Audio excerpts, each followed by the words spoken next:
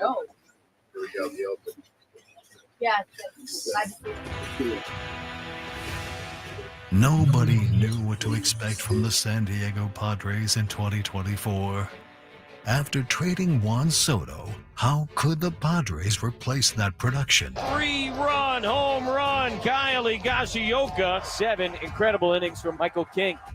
How far could a team possibly go with a rookie playing center field for the first time ever? Merrill on the move, dives, reaches down, and he made the catch. Manny is coming off of a surgery. He can't carry this team. And Manny Machado will see if they can make a pay. High ride, deep left field. Winker back at the wall. Take that, says Manny Machado. And yet, the Padres found themselves going to the postseason once again. The Padres have swept the Atlanta Braves in the Wild Card Series, and they will play Game 1 of the NLDS at Dodger Stadium on Saturday night. But they couldn't finish the job. LA will send themselves home for the deciding Game 5 of this National League Division Series. Fernando swings, grounds it to third. Shorthand pick. Hernandez throw to first in time. And the Dodgers have a date with Grimace and the Mets Sunday here at Dodger Stadium. They had a 6-1 lead in the third inning of Game 3, and they never scored again. Back-to-back shutout wins to clinch the division series, and 24 straight scoreless innings thrown by Dodger pitching to end this series. There's always next year. Now, the team has their sights set on 2025. What we did last year as an organization, as a team, a lot of people didn't expect that from us, and we overcame a lot of things and built something pretty special here. And our group's hungry. With the team that we got in there, man, we're ready to compete. We're ready to handle the unfinished business that we have. The star power is here. Fernando Tatis Sander Jr. Bogart. Luis Arraez. Manny Machado. Merrill Madness. A rotation anchored by two of the best arms in the National League. King collects his 200th strikeout of the 2024 season. Dylan Cease throws a no-hitter. The second no-hitter in Padres history. The hitting, the defense, and a skipper with one simple message. I want to go fast, but I want to go slow, and I want to go deep. Good morning, Padres fans. This is Opening Day 2025, and this is Ben and Woods. Do the show, bitch. Hey, guys.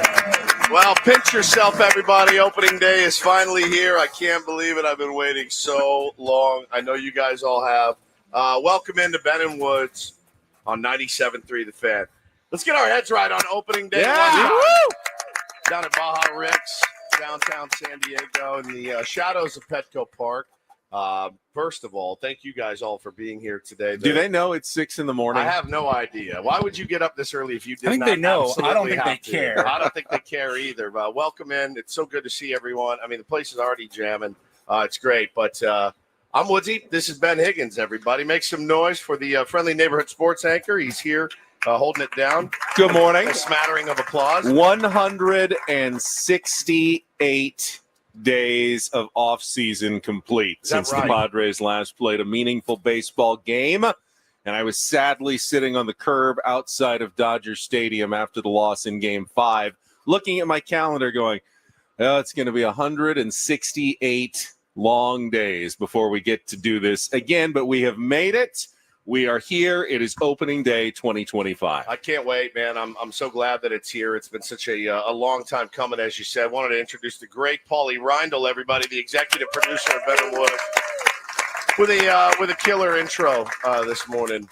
And I got a little misty-eyed listening to that. That was good, Paulie. I did too. It's I was talking to Hannah about it last night when my wife Hannah, who's here this morning, we were at dinner.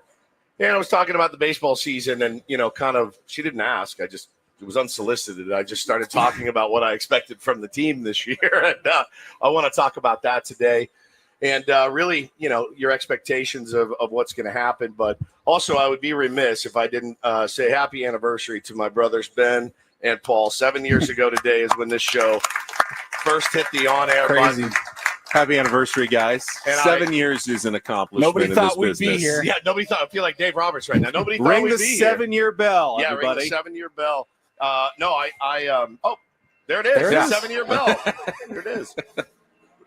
Down here live at Baja Rick's. I was thinking about it last night, and you guys know I'm an emotional guy, but I was thinking about 7 years ago, Bo Woods, my little son, was 6 weeks old when we turned the microphone on, and now that kid is literally skiing down a mountain in Telluride. He's big boy playing Little League. Taylor was not even a gleam in our eye, and we've got him. We've been through births, we've been through deaths, we've been through all sorts of loss. We've been through a lot together as a show, and we've been through it with the Tier 1s too. And I can't thank you guys enough. I look around right now at 6 o'clock in the morning. This place is absolutely filled with people, and it makes me.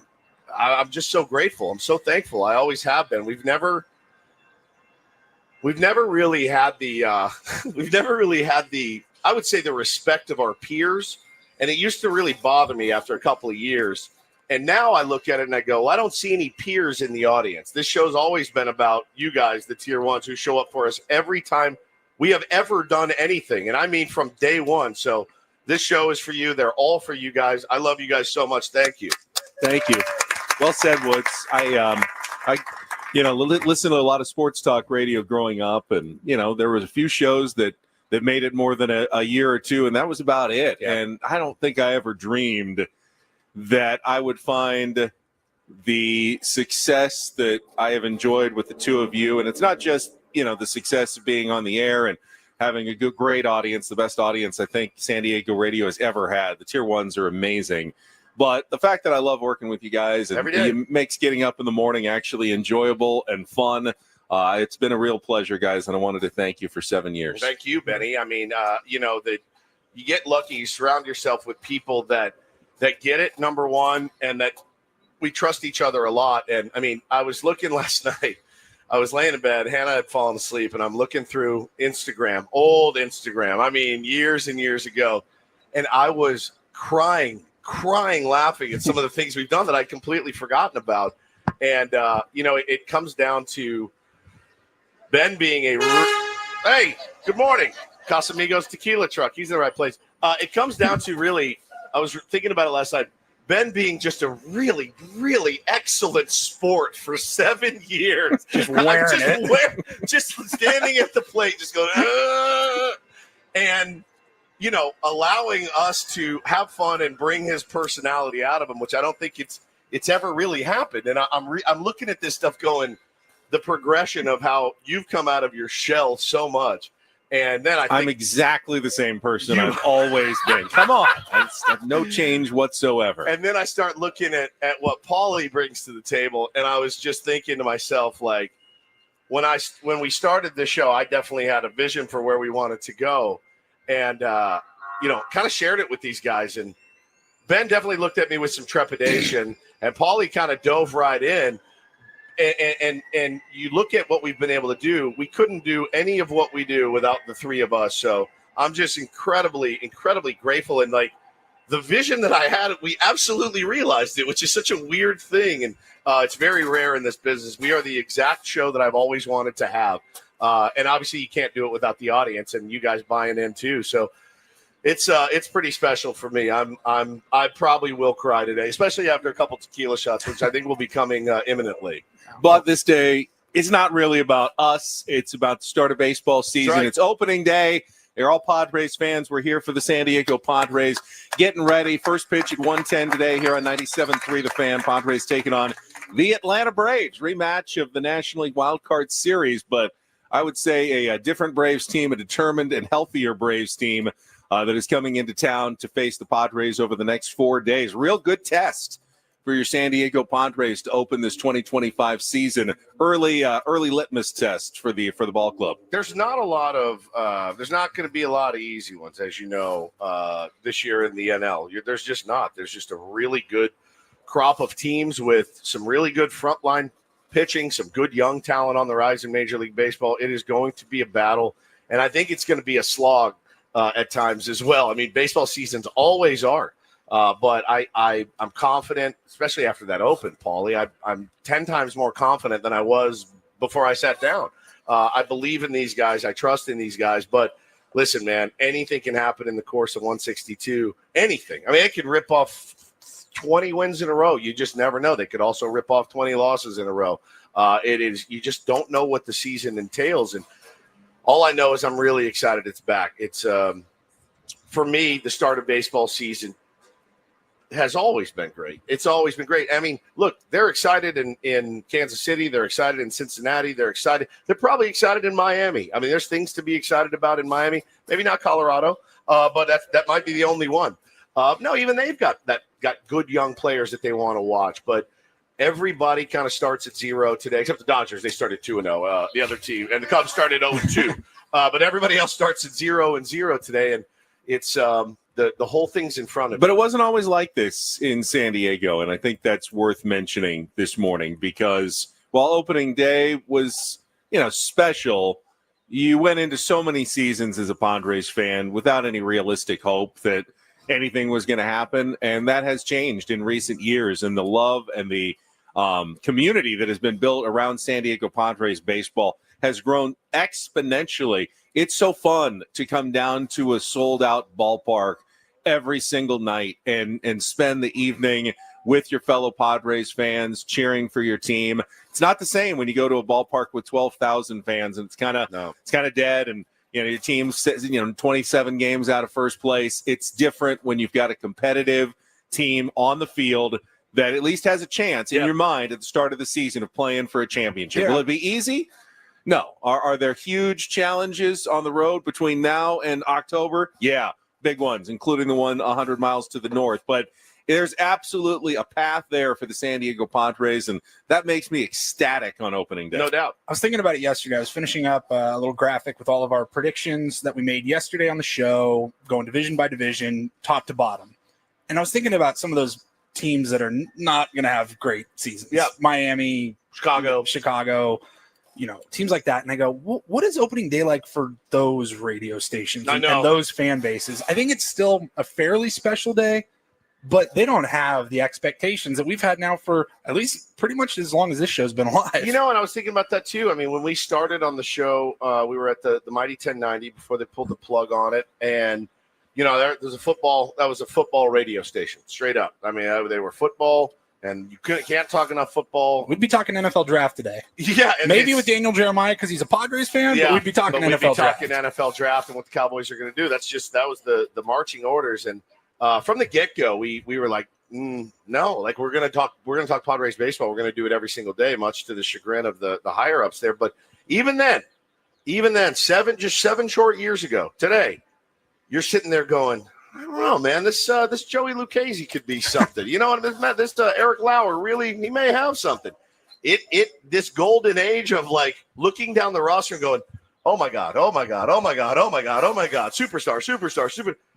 It wasn't there even 7 years ago. I mean, we were getting ourselves really excited about if Hedges can just hit 210 with 4 home runs, the way he frames it. He's great. I mean, we had these conversations. So, we told ourselves blatant lies. Oh yeah, you lie to yourself every day. Now I feel we can be a little more honest with ourselves about the Padres team and still be somewhat optimistic. And I hear it all the time. Like I've seen some of the old school Padres fans. You new generation are spoiled. Absolutely you're spoiled, and you absolutely deserve to be spoiled. Like these kids here sitting in the front, they don't. My kids too. Bo has no idea that this team wasn't just laden with superstars that he loves to watch with all the swag and 30 home runs a year and all that. And I love that for him. That's how it should always be.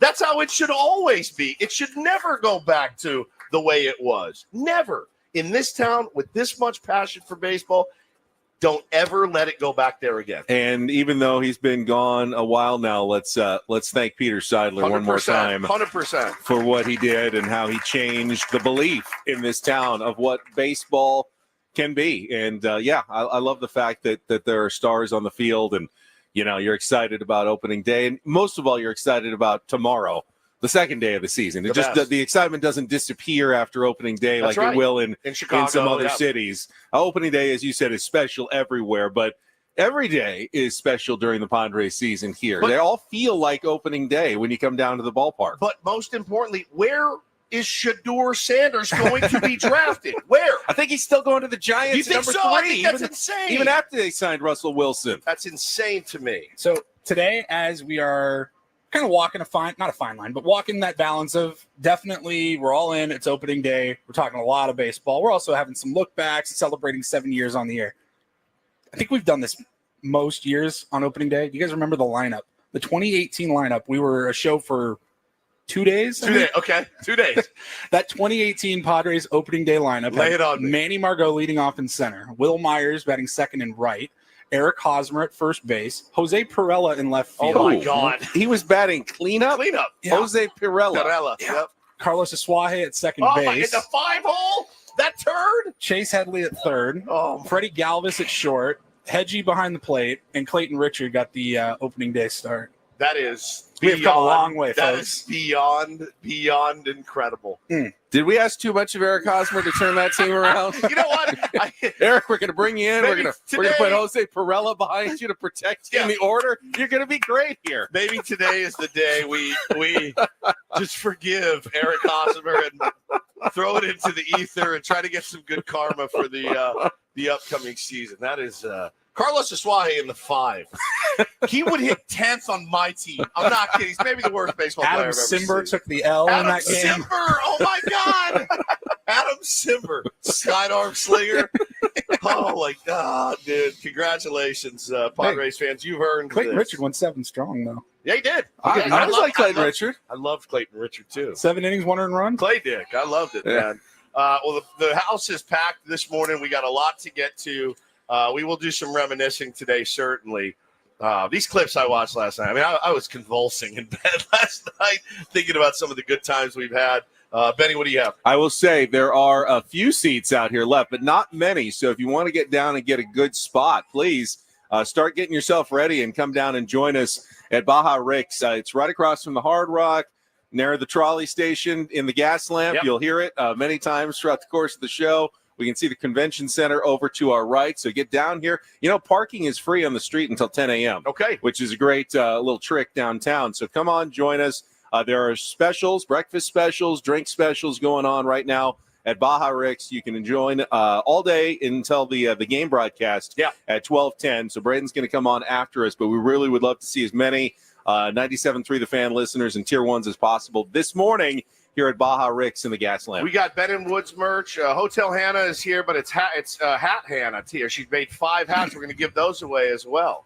Hotel Hannah and Hat Hannah. We have a Xander Bogaerts bobblehead to give away and a signed Robert Suarez jersey. Nice. That we're going to give away. So make sure you get your name into our drawing that we'll get to by the end of the program this morning. Don't we have a Schulte ball too? That's for Saturday's. That's for Saturday's That's for show. Saturday's All right. show. So we will have that.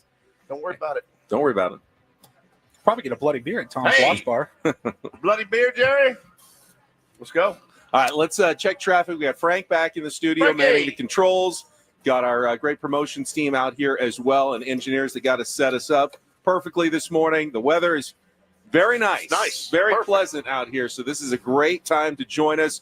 We're going to check traffic here in just a second with Kelly Danick. Wood's going to tell us about Underdog as we get rolling on here on opening day from Rick's Baja Cantina in San Diego's #1 sports station, 97.3 The Fan.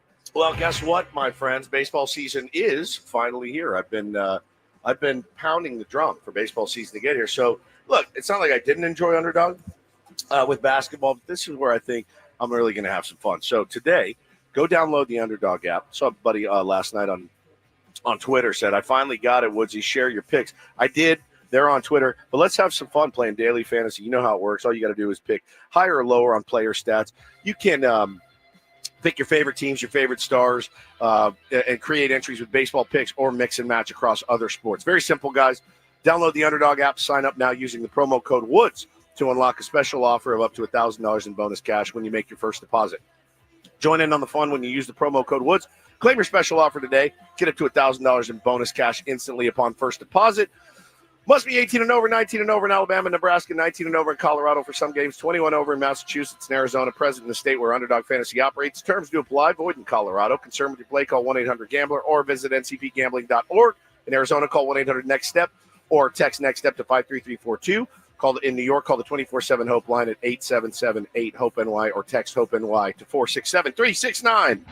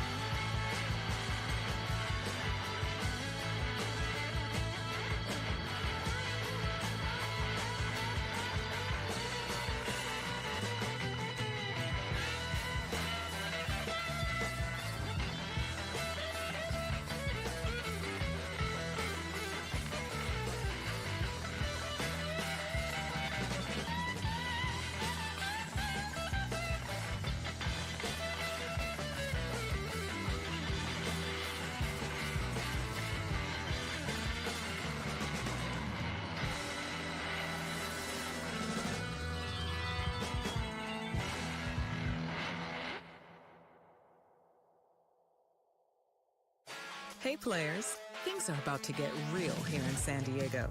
Introducing the all-new Jamul Casino Resort.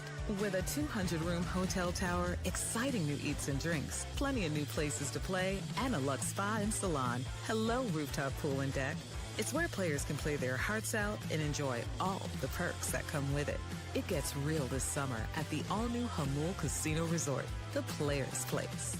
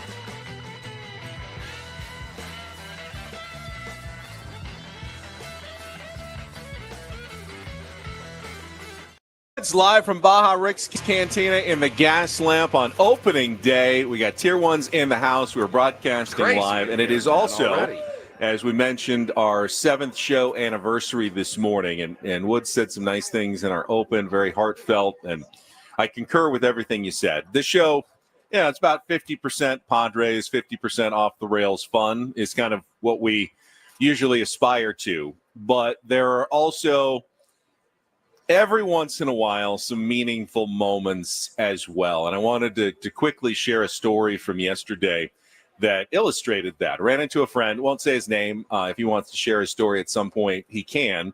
But I don't know if you remember a few months ago when we were talking about kidney transplants. And we had our friend Mark Neville who just called in out of the blue and told us he had actually donated his kidney. And he told the story about how if just 1 out of 1,000 healthy, eligible people would donate their kidneys, which you can do and still lead a healthy, normal life, they could completely erase the kidney transplant list. And known this guy for many years. You've known him as well.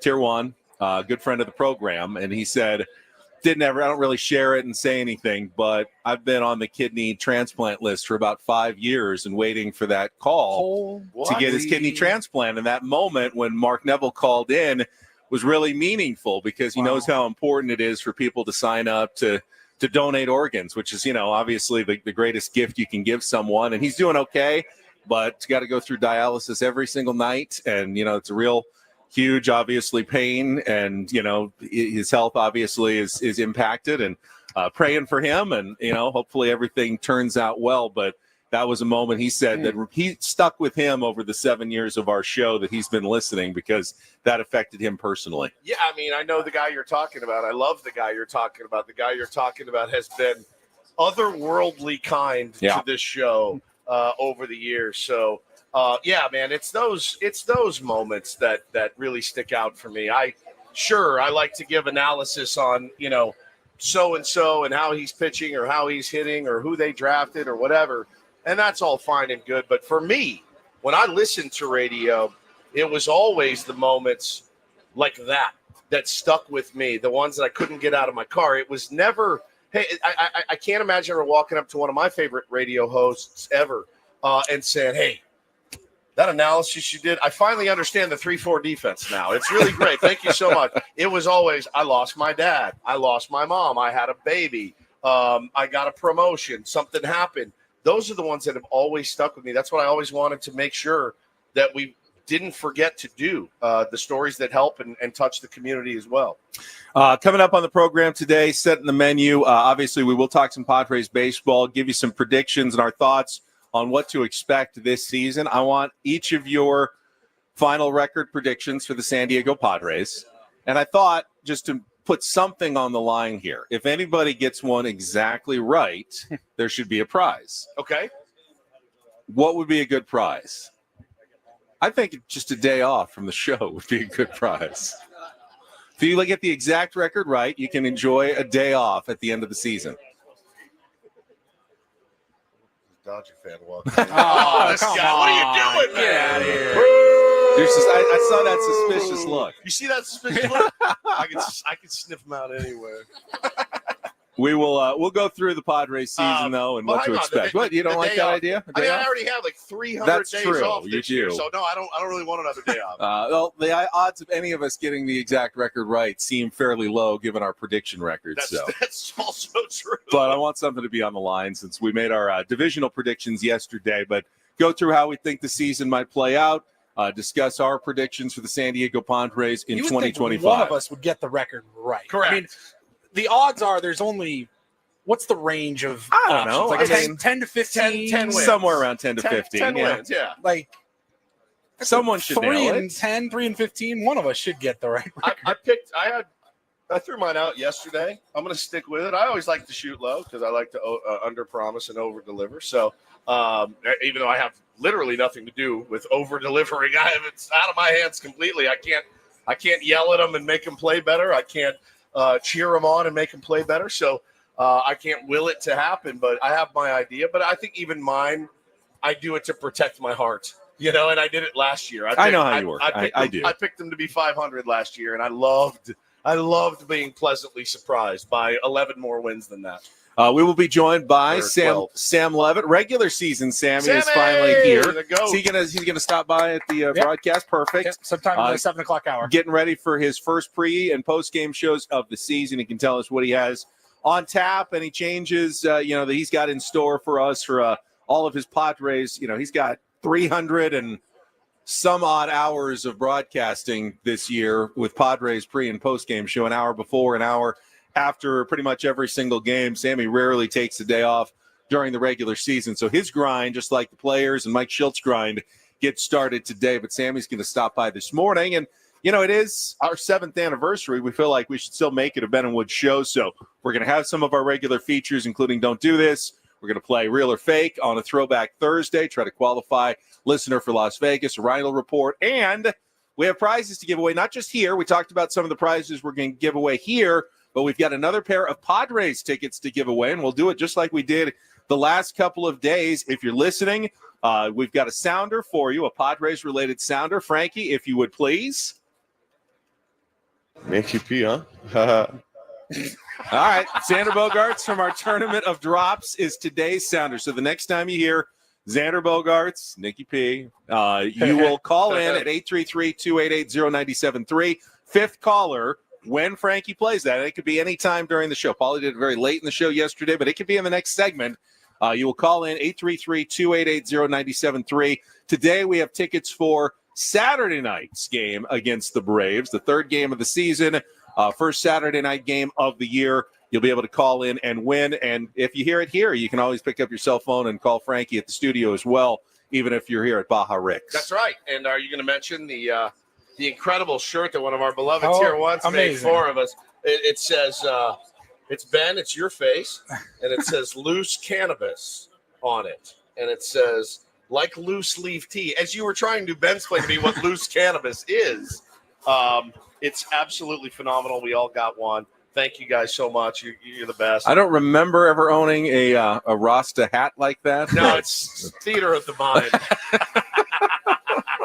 I need to apologize to the Tier 1s because yesterday there's a lot of work behind the scenes, production, all of that goes into our opening day shows. And I was nervous yesterday. I was anxious. I was kind of mad at times. Yeah. And I'm thinking, what if nobody's there at 6 a.m.? Nobody's going to show up. I know every time we do a remote. I would expect people to be there by 8 or 9, but there's not going to be anybody there. And we say this every time. Year. And yet you guys, before 6 a.m., there was like one open table. Yeah, so thank you all for being here. We appreciate you guys it. are amazing. All right, we will come back. It looks like we may have one last roster surprise, at least a mini surprise for the San Diego Padres. We'll officially get the 40-man roster probably in the next couple of hours, but we'll talk about the unexpected person who was there at the workout yesterday. That's not ideal. Coming up next with Ben and Woods on San Diego's #1 sports station, 97.3 The Fan. Gambling problem? Call 1-800-GAMBLER. GEGE 000-466. For a full list of games and rules, play at 7 Mile Casino. Visit 7milecasino.com. How many times have we told you 7 Mile Casino, just a 7-minute drive from downtown, which means from where we are sitting right here in the gas lamp, 7 minutes. 7 minutes. It's right that direction. I'm pointing to my right. You head down the 5 freeway, right along the bay in Chula Vista, Bay Boulevard. You get off, and within about 7-8 minutes from here, you could be playing right now, open 24/7, California-style blackjack, Texas Hold'em poker, Pai Gow poker, and Baccarat in the nicest, most upscale, comfortable card room in all of San Diego. Now, I can make it in 6. Probably take you 8. Probably. Which means the average is 7 miles. That's it. 7 miles from right here at this moment. But it's a great place to go. Smoke-free environment as well, which I really, really appreciate after spending a little time in Las Vegas. Great people. They'll take good care of you at 7 Mile Casino. I know you don't like loud noises like ringing bells from the trolley stuff. There are no slot machines at 7 Mile Casino, so you don't get the constant ding-a-linging of the slot machines. What? You're smiling about that? So if you're a card player, if you're a high-limit player, 7 Mile Casino is the place for you to go. And again, just to reiterate, no ding-a-linging at 7 Mile Casino, just 7 minutes from downtown.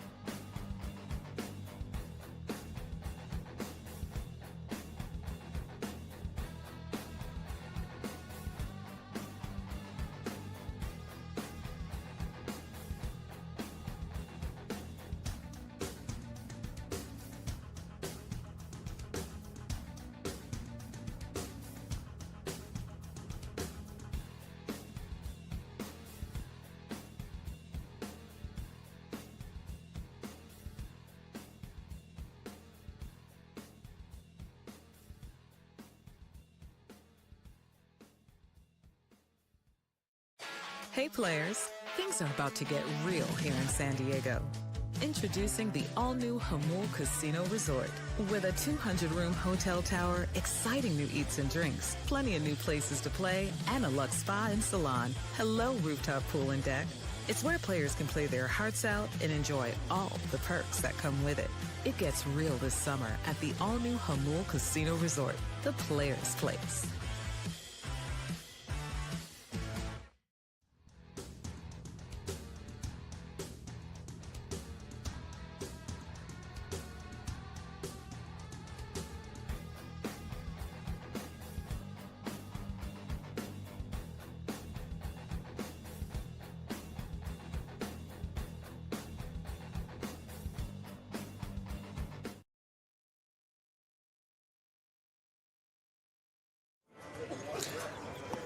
I know the official San Diego Padres hashtag is for the faithful again this year, but they could make it, let's keep them guessing, because you never fully know with this team. I mean, we were out at spring training. We had Sammy out there the entire time, various reporters covering the team on a day-to-day basis, and we thought we had a pretty good grasp on the entire 26-man roster as of yesterday. And we even talked about it. Who's winning? We know the final, Brandon Lockridge won a spot, and all we had to guess for was the last spot in the bullpen. Oh, it was Logan Gillespie. Logan Gillespie. He pitched 4 innings in that last Cactus League game. Thought, all right, he's going to be your long man in the bullpen. And then lo and behold, reporting from Sammy and others yesterday, that when the Padres held their workout at Petco Park yesterday afternoon, Logan Gillespie was packing his bags and presumably heading to El Paso. And the person who remained in that clubhouse, a guy we didn't discuss more than maybe once or twice the entire spring, left-handed pitcher Omar Cruz remaining with the team. And presumably now you have to think Omar Cruz is the last guy on this 26-man roster. The lefty pitcher, you remember they signed him out of Mexico in 2017, then traded him in the Joe Musgrove deal to the Pittsburgh Pirates, then got him back in 2023, and now it looks he will finally make his major league debut with the San Diego Padres as perhaps that last man in the bullpen, at least based on what we saw at the workout yesterday. Again, Padres keeping us guessing, making nothing official until they have to. That would be incredibly mean to send someone home yesterday, have you come back in yesterday, throw a little bit, and be like, actually, no, we're going to switch it up. Again, we know nothing. We like to pretend that we know something, but we don't. They have their own ideas of how they're going to construct the roster. I don't know that I or anybody else out there agrees with every single thing that they did, but it's really not my place to tell AJ Preller and Mike Schild how to try to deploy the best team. I mean, I've been wrong about a lot of stuff since spring training started. When we sat down with Tyler Wade, I would have bet you my house Tyler Wade was going to be on this roster. I said it last year when they signed him. I go, he is going to find a way onto this roster. And he did do some good things, and obviously a big clubhouse guy. I did see Brett Sullivan did pass through waivers. He's going back to El Paso. I really like Sully a lot, or Booty. I'm going to call him Sully. That's weird calling him Booty, but I'm going to call him Sully. He did pass through. He made it, so he stays with the organization. We should find out today about both Tyler Wade and Eggy Rosario and whether or not they were claimed on waivers and are going to a different organization, or pass through waivers and can accept an assignment to AAA as Brett Sullivan did. So he'll remain an option for the Padres in the minor leagues, which means they kept all their catchers. So they'll have Luis Camposano down there. They will have Brandon Valenzuela down there. They will have Brett Sullivan down there as potential injury call-ups if they need a catcher at any point this season. Now, again, not the deepest position for your San Diego Padres, but there are warm bodies in case you need someone to be behind the plate for a game after an injury. We talked about earlier being spoiled, and yeah, I mean, very, very few teams, I think, today. You got 30 managers in baseball. They're all waking up, and, they've been working on their lineups. They've been working on their roster. I think there's one or two maybe that look at their starting 9 today and say, whoo, not a hole to be found. Man, I am just extremely confident 1 through 9. There's guys on other rosters that are banged up that we don't know about. There's guys that aren't feeling their best. Mookie Betts weighs 114 pounds right now. He's starting at shortstop today for the Los Angeles Dodgers. There's concerns with every roster. And I think it's valid to have concerns about ours, but I have been so wrong about the bench. I think we're pretty set on who's gonna play today. I have kind of my ideas. We can talk about that. We've talked about it a little bit already, but there's concern about this team, but there's always concern. It's less concern than usual. Yeah, you think it would be just the bottom of the barrel teams that are claiming guys, and you had the Rockies yesterday did sign Mickey Moniak after he was released by the Angels, so he's going to get a $1.25 million guarantee. Not bad. Not quite the $2 million he was going to get from the Angels, who cut him for just $333,000 with a former number 1 pick from La Costa Canyon, lands with the Colorado Rockies. But even teams that are expected to be good, like the Arizona Diamondbacks, have high expectations this year. They signed, a couple of guys for their bullpen just yesterday. Jalen Beeks, who had been released by the Rangers. They signed him, and then they added Shelby Miller to their roster as well. So I feel like Shelby Miller has been pitching since I was in high school. I feel like that. I don't know how old he is. 34. He's 34. All right. Not quite. Yeah, he was a non-roster guy, so he made the team out of camp. But Beeks was a guy they just decided was better than any of their in-house options, picked him up and added him to their bullpen. So even good teams at this point are still making final changes to the roster, which means A.J. Preller could also be, wheeling and dealing at the last minute, scouring his own, waiver wire, looking for someone that he thinks could still help the San Diego Padres at the last minute. It's crazy, dude. I got a text from somebody in the know yesterday, and a guy I really trust baseball-wise, and he said it's not going to surprise me at all if a move for a catcher is made in like the next 48 hours. Now, this was 24 hours. It'd be a little weird to get a catcher in here today. But again, I don't put anything past this team. I did see this last night on Twitter. This has got to be the first spring training and offseason where A.J. Preller did not make a trade, right? Yeah, other than Ron Marinaccio for cash. That's cash. That was the only actual trade I believe A.J. Preller made the entire offseason. Is he bouncing off the walls right now? I mean, the goal is to finally put together a team where you don't have to make a ton of moves. What if I told you couldn't play golf for 7 months? Your favorite thing to do. You can't play for 7 months. You know what? It's a funny comparison because it seems like AJ loves doing it, but I know he also loves his players, Sure. and I think it hurts him to make the trades as well. I mean, he knows he's got to do it to make his team better, but I think an ideal offseason for really any general manager is feeling like, all right, I like what we have. I want some stability and consistency. That's the difference. And I want to talk about that. We're going to check traffic, but I want to talk about that because it was something that was brought up a bunch in spring training. It was mentioned yesterday at the workout at what this team is really leaning on this season in particular, unlike any other season in A.J. Preller's tenure. And we'll get to that after a check of traffic here on 97.3 The Fan.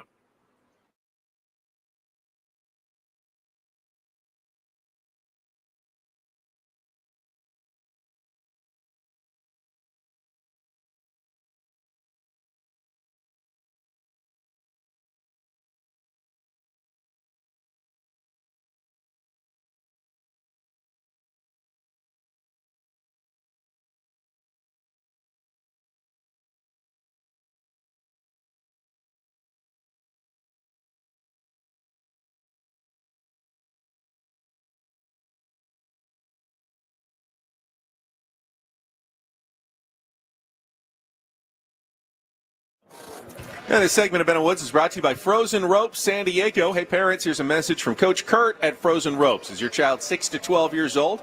I see a couple in the audience here. Then Baseball Summer League is the perfect fit for your player, starting June 16th through August 17th. Summer League includes 8 practices, 8 games. Register by March 31st and save $100. Go to SanDiegoFrozenRopes.com. Do you have to look at every helicopter that's going overhead? It's not it's one helicopter that's there it is. circling above us. They're just keeping the peace here in downtown San Diego. That's our new drone that we bought. 6:45 in the morning. So you know the answer. It's a television helicopter. Channel 8, the new weekend home of your San Diego Padres. Great. Beat it. Fantastic. Who's up there? Who would be Carlo up there? Cicchetto is up there right now? I don't know. Have you ever driven the Channel Jake 10 Gariani helicopter? is up there? Yeah, No. Jake's up there. I'm going to tell Carlo Cicchetto right now if he's listening. The Dodgers are not underdogs. Stop pretending that they're. I fought with that guy last year on Twitter every single day. I just go ahead and stake my claim. You're not underdogs. You never will be. So you know what I was referring to before traffic, right? What's different about this A.J. Preller team compared to pretty much any other A.J. Preller team over the past 10 years? A lot. It's the consistency. Of the roster from one year to the other. There wasn't massive changes. Yeah, a couple guys left in free agency, obviously, but for the first time, really, in his entire tenure as GM, as you mentioned it, no trades, or no major trades at least. Not a lot of big free agent signings. They added Nick Pivetta late. They brought in Jason Hayward. Connor Joe's in the minor leagues, but they signed him. But it was a really quiet offseason, and they are leaning on something that we've never seen the Padres really lean on, and that is cohesiveness, consistency, same manager, same coaching staff, essentially the same players coming back and building off what they did last year. Is that a good strategy, or is that a strategy that sees you passed by the other teams in your division? I don't know. As a radio host, I hate the strategy because I like having big fancy moves to talk about all the time and wheeling and dealing. As a fan of the team, I do think it's a good strategy. Adding new faces year after year after year, adding new philosophies year after year after year. Probably a bit tedious for some of these guys and kind of makes them on edge, right? You never know. And, hey, listen, you do know, again, this team's going to look different in a few months than it does right now. That's been a standard with A.J. Preller. And, yeah, I think why not try it at this point? You know, they like what they saw last year. We were talking about it last night at dinner, and I said, you know what stands out to me about last season as opposed to the other 6 years that we covered, Ben? No drama. There's no drama.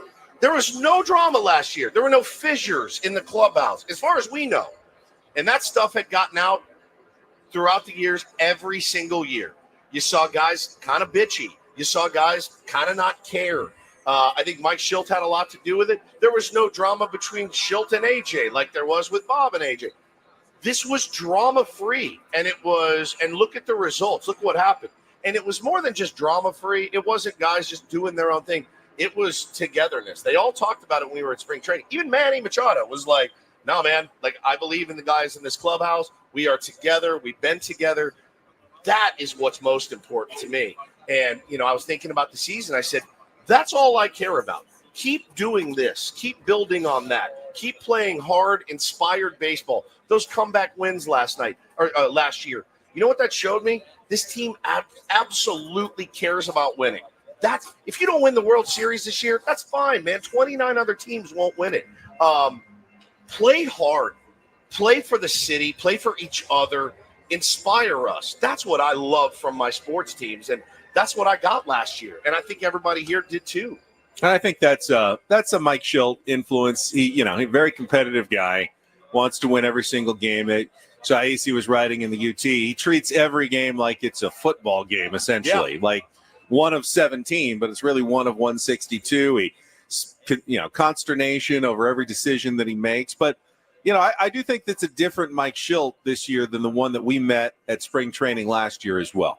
Well, he was very candid with us, at least behind the scenes. Like, we got a lot of work to do on this team. We are not anywhere near where I want us to be. Yeah. And this year I got the sense that, he wants to continue to improve, but they are at far, far higher level now than they were at this point last year going into the season with a bunch of unknowns, not knowing how it was going to work. He's back. He's got a contract extension, feeling more comfortable as, the true leader of the ship here for the San Diego Padres. So that's a good thing. That should help the Padres get off to a better start than the one they did last year, which was treading water for 100 games at 50-50 until, the day after the All-Star break. I agree, and I just think it's imperative. We've said it all offseason that, I know the Mike Schilt team and how his whole career has gone is to finish stronger than you start. I think it's got to be a little bit different. I think there needs to be more of a sense of urgency earlier. Not that there wasn't a sense of urgency, but yet better execution. And he talked a lot about execution and winning games with better execution early in the season. I do think it's important, man. We have a really tough go right out of the chute. And so think about the difference it makes, like when you get to the midway point, the All-Star break, heading into the trade deadline. Think about the difference it makes in being comfortable in the number one wild card spot versus 2 games out of the third wild card spot and chasing. Right. Like it changes the entire trajectory of the second half of the season. It does. We need some really good vibes going into the break this year. I don't want to get to the point where it's like, oh man, what can we get for Cease and Arise and King? I don't want to be there. I don't want to be there as a fan. I don't want to be there as a host. I don't want to be there as a San Diegan. I don't think that the people deserve that. And it's in their hands. They can control it. We are live at Baja Rick's in the Gas Lamp. It is opening day. It's also our 7th birthday. I think, obviously, we need to tell the unlikely story of how this radio show came to be 7 years ago. I also see in-season Sammy is in the house. So we will talk with our Padres pre- and post-game show hosts, all coming up in hour number 2. Better was with the Tier 1s on San Diego's number 1 sports station, 97.3 The Fan.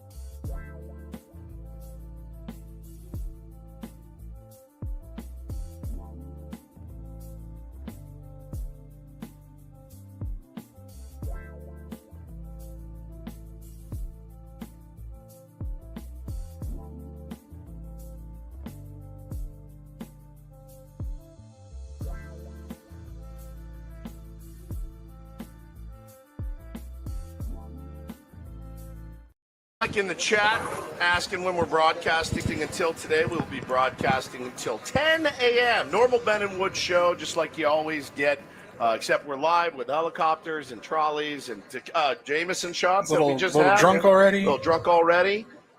Theater of the mind.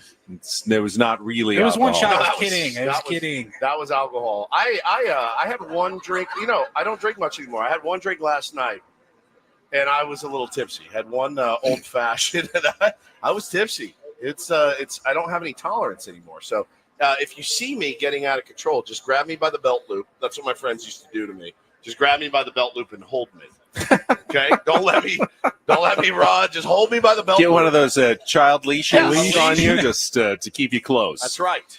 So this is also, as we said, it's our 7th birthday as a show. 7 years ago today, we rolled into the old mighty 1090 studios in Sorrento Valley and did our very first show. And as Paulie just said, it would be nice if we had some clips from like the first show or the very early days. But Paulie, being very honest, said, I didn't know if the show was going to be any good, so I wasn't really thinking we need to save any of this for posterity for later, A lot of the stuff reason. that I did save, it went away when the old station went out. Yeah. So that made it a little bit difficult. I was able to recover some clips, but I didn't think in 2018 to clip our first segment, save our first show, because I was like, who the hell is this music guy? The Yankee fan? I don't know. I don't really know Ben that well. I was like, it's not gonna last that long. No, I hadn't been on a show for more than like a year and a half ever. I don't even know that the people who put our show together really believed or wanted our show to succeed at some point when we first started. So tell the story again of how Ben and Woods came to be. I was simply, filling in for the morning show host who had left and had been there for a couple of months with various rotating co-hosts coming in and spending some time with me, and hadn't been offered a full-time gig on the radio. I was still working at Channel 10 back then like I am now. And then one day I get called into the office by our GM after the show, Glick, yeah, and he says, do you know Stephen Woods? And I go, I follow him on Twitter. I know he's baseball fan, music guy, but I've never met him at all. He says, well, I got him on the phone right here on speakerphone. And I go, oh, okay. I didn't realize had an eavesdropper in this conversation. And there you were on the other end of the line. He said, would you guys like to, get together and discuss what a possible show could look like? And you know me, I just, okay, well, let's give it a try. Sure, whatever, why not? Whatever. And, from your perspective, what were you thinking at that time? Well, at that time, I was trying so hard to get back in the business. I had worked with a guy on the music station. He got fired, and in this, it was a mistake looking back. But at the time, it felt like the right thing to do. He got fired. The show was doing well, so I quit. And I said, if you told me he was like stealing money out of the register, I'd be like, hey, sorry, bro. But I didn't see anything really he did wrong. So I didn't feel like I wanted to stay there. And I felt like it was kind of a jerk move to be like, hey, sorry about it, buddy. I'm going to stay on in the morning. So I quit. It was a huge mistake. And I regretted it pretty soon after. And I was trying so hard to get back in the business, man. I told it recently. I was going back through old emails of me essentially begging for jobs in this market, begging. And everybody passed. Everybody. And I was sick to my stomach. And I was doing part-time across the street. And I got this really, really embarrassing offer from them to do a bunch of different stuff that I didn't want to do. And I'm not too afraid to admit, I started crying.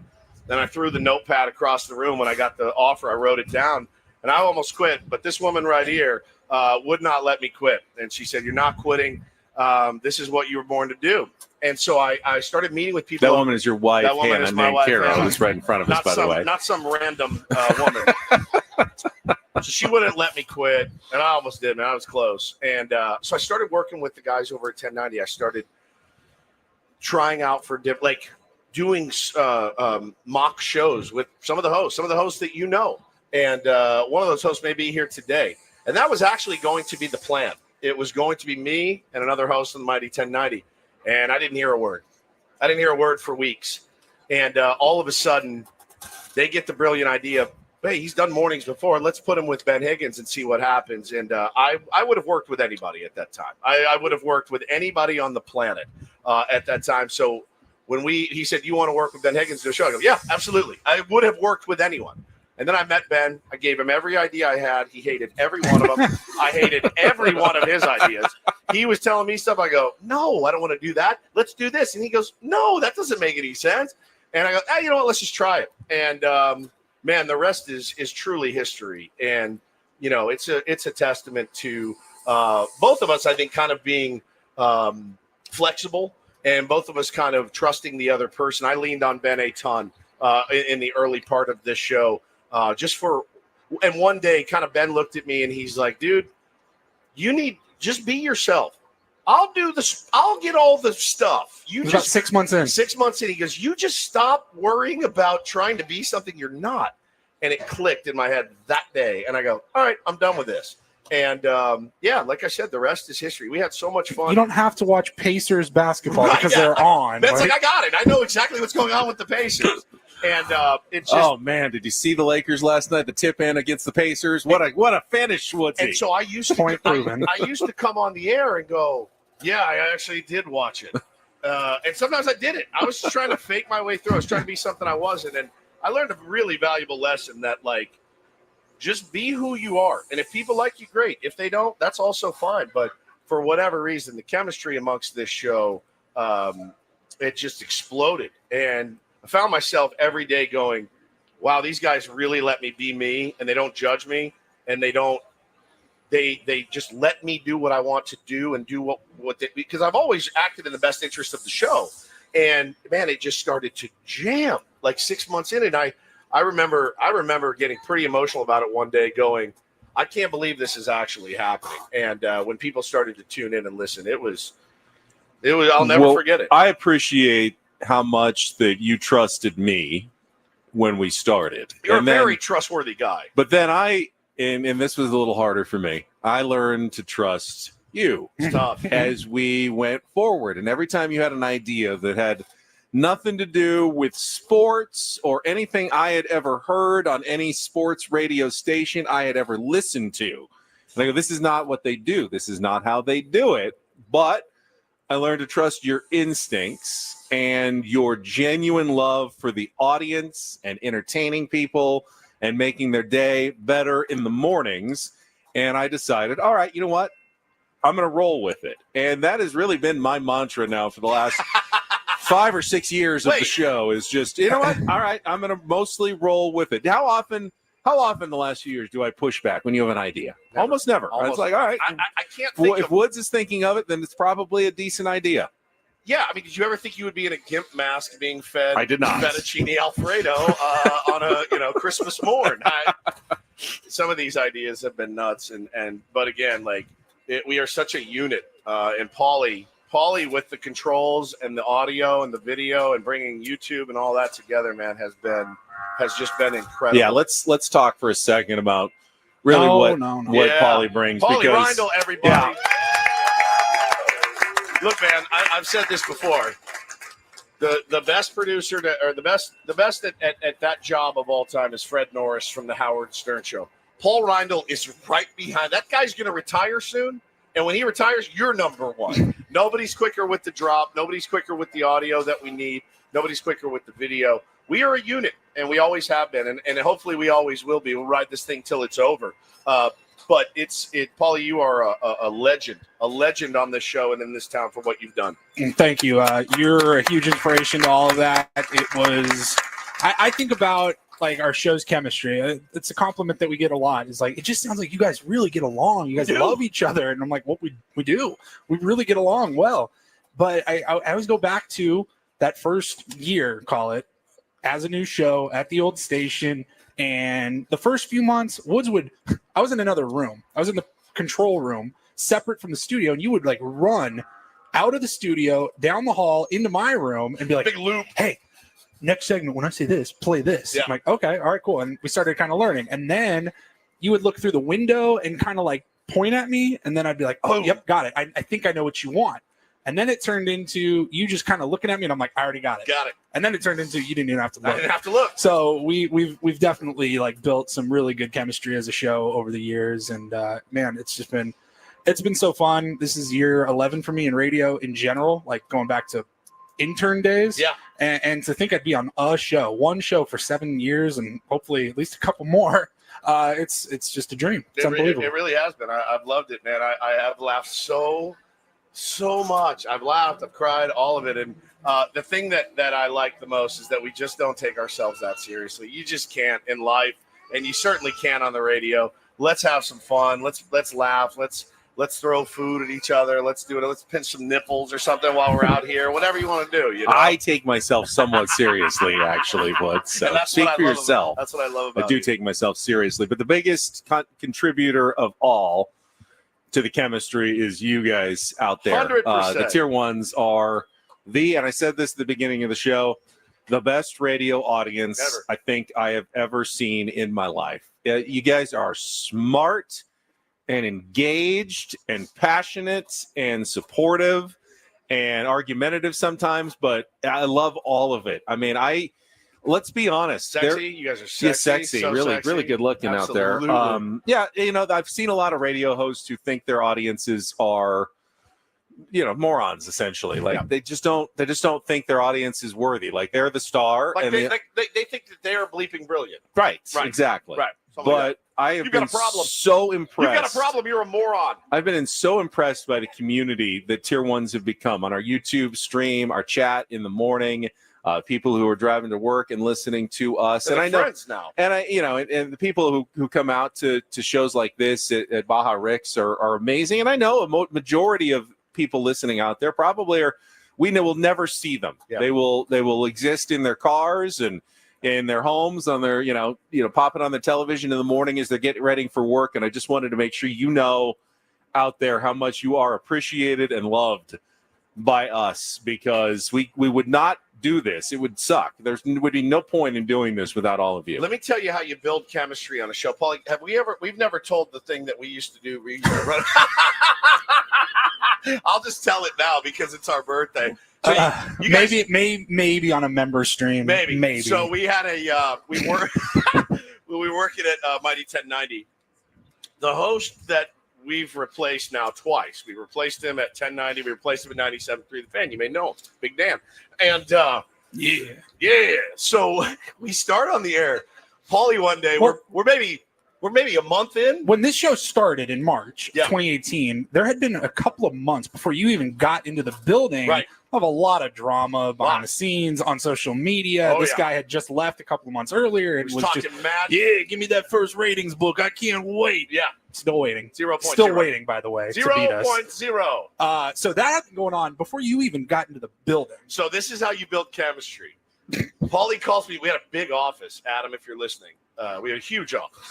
Yeah, just ours. It was only the three of us. At Mighty 1090, it was just for us. We had our own office, desks. We could go in there and create, Adam. And so Paulie calls me back one day. He goes, dude, I just pulled up the computer. He goes, I still have access to his Twitter account. And I go, oh, my God. This guy was so unhinged. He was so unhinged. He couldn't send his own social media posts. He would text me a picture and be like, hey, bro, can you tweet this out? Yeah. And so I still had his account. And it was still open. Just, little advice. If you ever switch jobs, change your account. Change your password. So he was at 97.3 at the time. So he would tweet out, coming up on the show today, here's what we got. I go, Paulie, delete it. So he would just delete it. We would get off the air at 10 o'clock or 9 o'clock, whatever it was, and go back into our studio. And within 10 minutes, we're just going through, and the two of us are just hovered over the keyboard. And we would have our finger over the mouse, and we'd click delete. And then we would just giggle. Uncontrollably. Knowing full well he's going insane across the street going, where's that tweet I said? We didn't do multiple tweets. No, we did it like once a week, maybe. We didn't send anything from his because then it's obvious. But, bro, he would tweet this big, long tweet out about who's got Jimmy Johnson coming up today. Going to be talking to The Rock.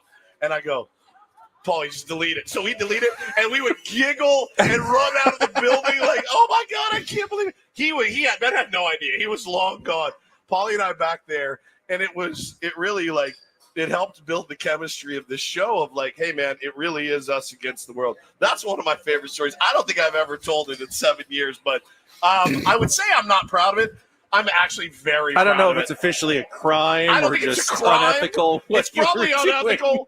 but Yeah. you know what? I don't care. Today, I've had a shot. Statute of limitations. 7 years 7 is years. usually the statute of limitations. So The I thought- guess, The thought of him looking at his screen going, where's my tweet? What the hell just happened? And Paulie and I crossed the street going, nope, not today, buddy. And then running out of the building. It's one of those memories I'll think about for the rest of my life. It made me laugh so hard. Every time I would like jump on Paulie's back and be like, oh my God, run, run, run, run, run. It was like two little kids playing ding dong ditch, man. It's exactly what it was. And those are the memories I will have for the rest of my life. So good. All right, we've got Don't Do This coming up because we're going to... Don't do that. Don't do that. Don't follow Woods' example. Don't do this. But we will keep some of our regular segments here on our 7th anniversary, including Don't Do This. You had one Do This moment, a Major League Baseball all-star reaching out to his own fan base. I liked what I saw yesterday. Yeah, that was cool. And then regular season Sammy's in the house. He's going to join us at the bottom of the hour, and we'll talk what he's got on tap for Padres pre- and post-game this season and get his thoughts ahead of the opening day matchup against the Atlanta Braves. 1:10 first pitch today. Michael King against Chris Sale. I mean, is that the best pitching matchup in the league, or is it Tarek Skubal against Blake Snell? I mean, well, you've got Alcantara against Skeens. It's oh, wow. pretty damn That's a pretty good one, today, too. So it's a huge day for Major League Baseball. You got some good matchups. We'll talk baseball. We'll talk opening day and more. We are live at Baja Rick's Cantina. Don't go away. More Ben and Woods is on the way on San Diego's #1 sports station, 97.3 The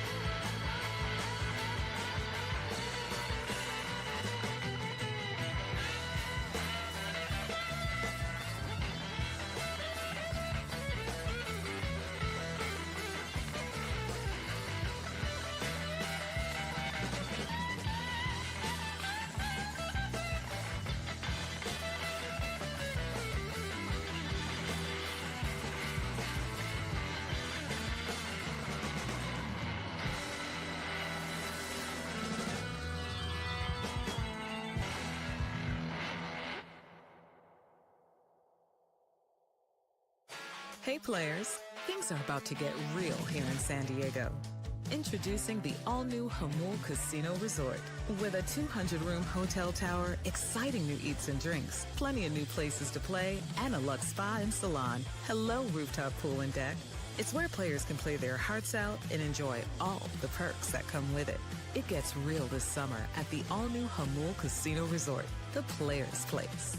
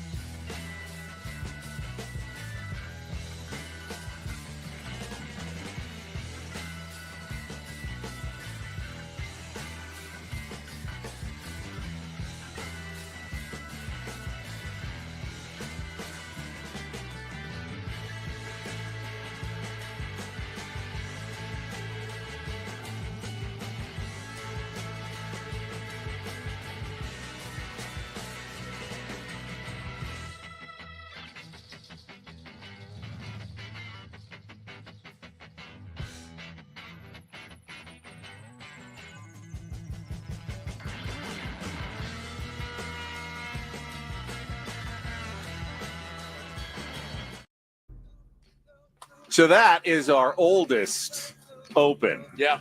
7 years of Ben & Woods, and the person who helped us record it is sitting right in front of us. She's right there. Hannah Ann Carroll. That is her voice. Sometimes people ask, who is that? My That wife. says, don't do this. That is Hannah, who says, don't do this every single morning on the program. Don't do this. Brought to you by Trust and Will. Don't leave your entire estate, house, kids, and life savings up to chance if and when you die. Do set up a trust or will online at trustandwill.com.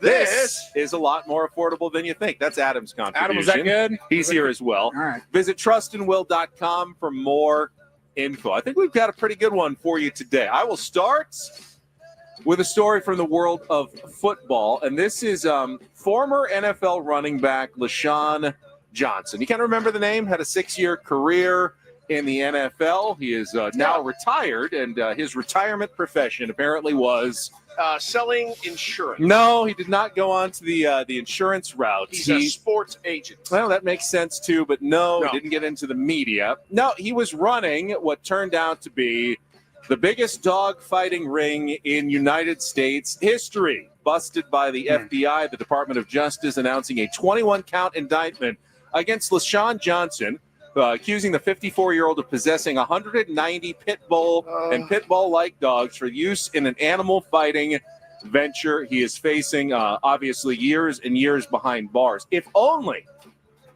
there had been a cautionary tale about a football player who got involved in a dog fighting ring that had received any media attention whatsoever at some point in his lifetime. You got to give this guy a pass. I mean, it's really the first. How could he have possibly known that this is something that not only is illegal, but is so frowned upon by everybody that it resulted in one of the most harsh punishments ever for an athlete accused of anything before, but didn't seem to bother LaShawn, who went on with it anyway and is now facing serious charges for his role in running Crazy Side Kennels, is what he called it.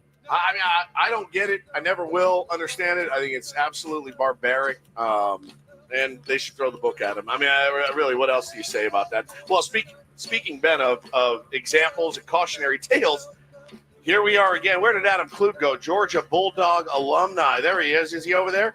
Another Georgia wide receiver, Nitro Tuggle, arrested. Nitro Tuggle. Nitro. Does that sounds like a character from like a Friday Night Lights or some sort of television show? They stopped him in Athens, Georgia, driving 107 miles an hour with his girlfriend in the car. He is like the 69th Georgia player to get arrested for exceeding speed. I just don't understand. Well, his name is Nitro. He's got a reputation to uphold. Driving the 2021 Dodge Charger. Purchased with NIL money, probably. 107 miles an hour.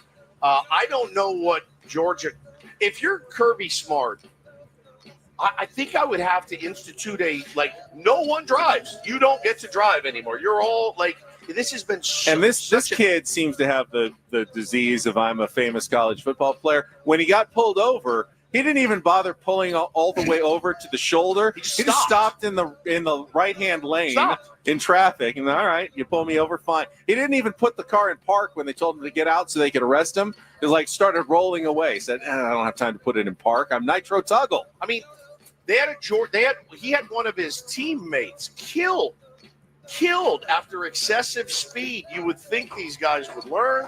They don't. It's terrifying to have boys. I'm terrified when my boys get older and they start to drive.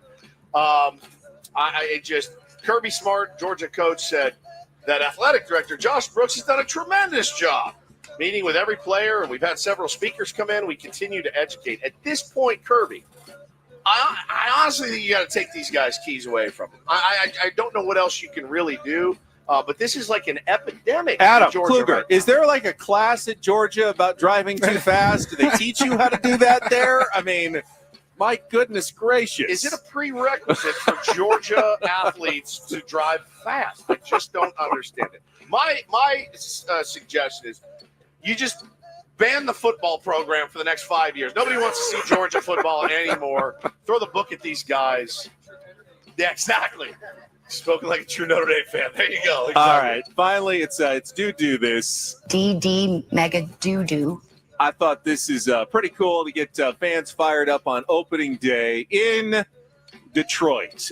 Their Cy Young Award winner, Tarek Skubal, who's going to take the mound today against the L.A. Dodgers, penned a nice little message to the fans of Detroit. It's a little long. Woodsy wouldn't read it because the font was too small. But I think you'll like it.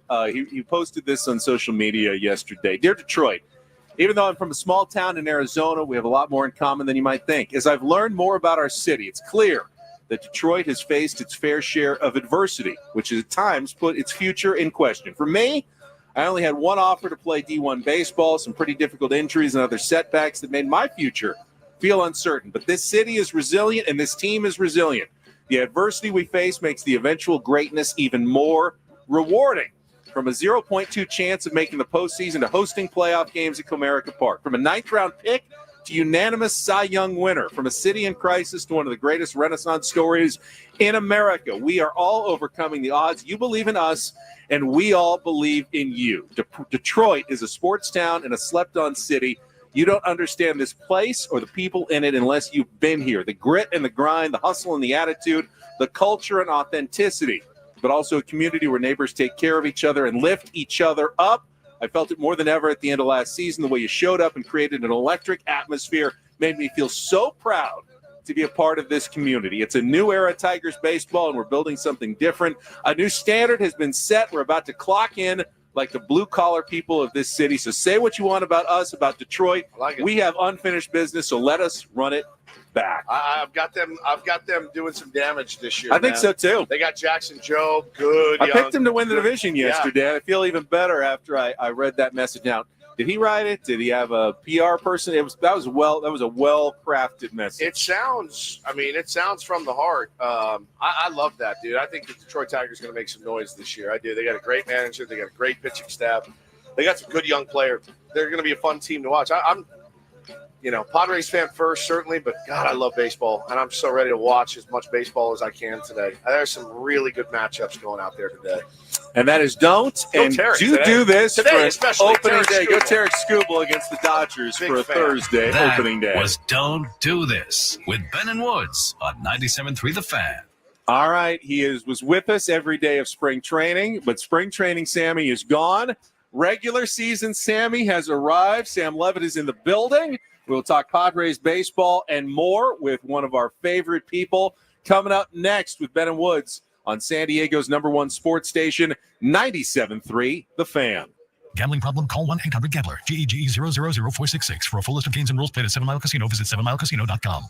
I think 7 Mile Casino must know we're downtown. They sense it. Oh, yeah. So they want us talking a little bit extra this morning about San Diego's best place to play cards, high-limit action, right down the freeway here from us, 7 minutes from downtown, right there at 7 Mile Casino. It's a smoke-free environment. They got great food, great drinks, great games. I love California-style blackjack. Go check it out today. If I wasn't down here, I'm this close. It'd be nice to make a little rundown. What don't you get at 7 Mile? You don't get the dinglings of the slot machines. It's just for card players. The food is fantastic at Sammy's at 7 Mile. The patio, it's a nice morning, actually. It's cloudy, but it's actually very pleasant out. You can enjoy their patio and their weekend brunch coming up this Saturday and Sunday. Best in the South County from 9 a.m. to 3 p.m. You can enjoy that special menu at Sammy's, eating it on the patio overlooking the bay, Coronado. It's absolutely a gorgeous place to come. Enjoy yourself, watch the game, and play some cards. Check it out for yourself, my friends. It is 7 Mile Casino, just 7 minutes from downtown.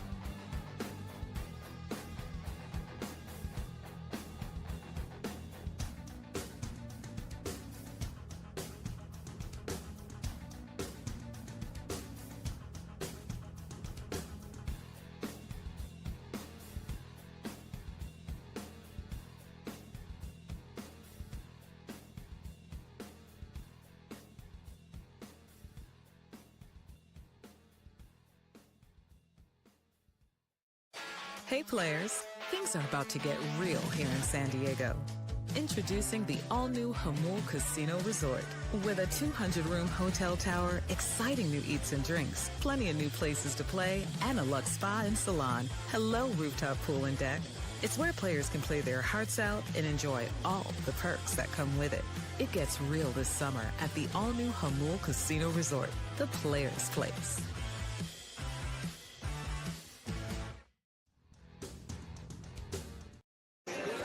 All right, love to see this official announcement just in from your San Diego Padres. The regular season broadcast schedule for 2025. Information on where you can watch games on television. If you have Cox, channel 83 again, Spectrum, channel 305, DirecTV, channel 694-3, AT&T Uverse, channel 781. And as I read further in, Don Orsillo returning for lead play-by-play duties, joined by Mark Grant. But then I go down a little bit further. All 162 regular season Padres games will air live on radio in English on 97.3 The Fan and streamed on the Odyssey app in San Diego. We've got Jesse Agler and Tony Gwynn Jr. on the play-by-play, but here it is. The Fan will be home to our 1-hour pre- and post-game shows in 2025. Sam Levitt, entering his 4th season covering the Padres, returns as the host of the pre- and post-game shows. And now that it is official, we can welcome that pre- and post-game show host, Sam Levitt. Congratulations. Is this a surprise to you, or you knew this is happening? Let's get him plugged all the way in. Is he in? Is he on? No, we don't.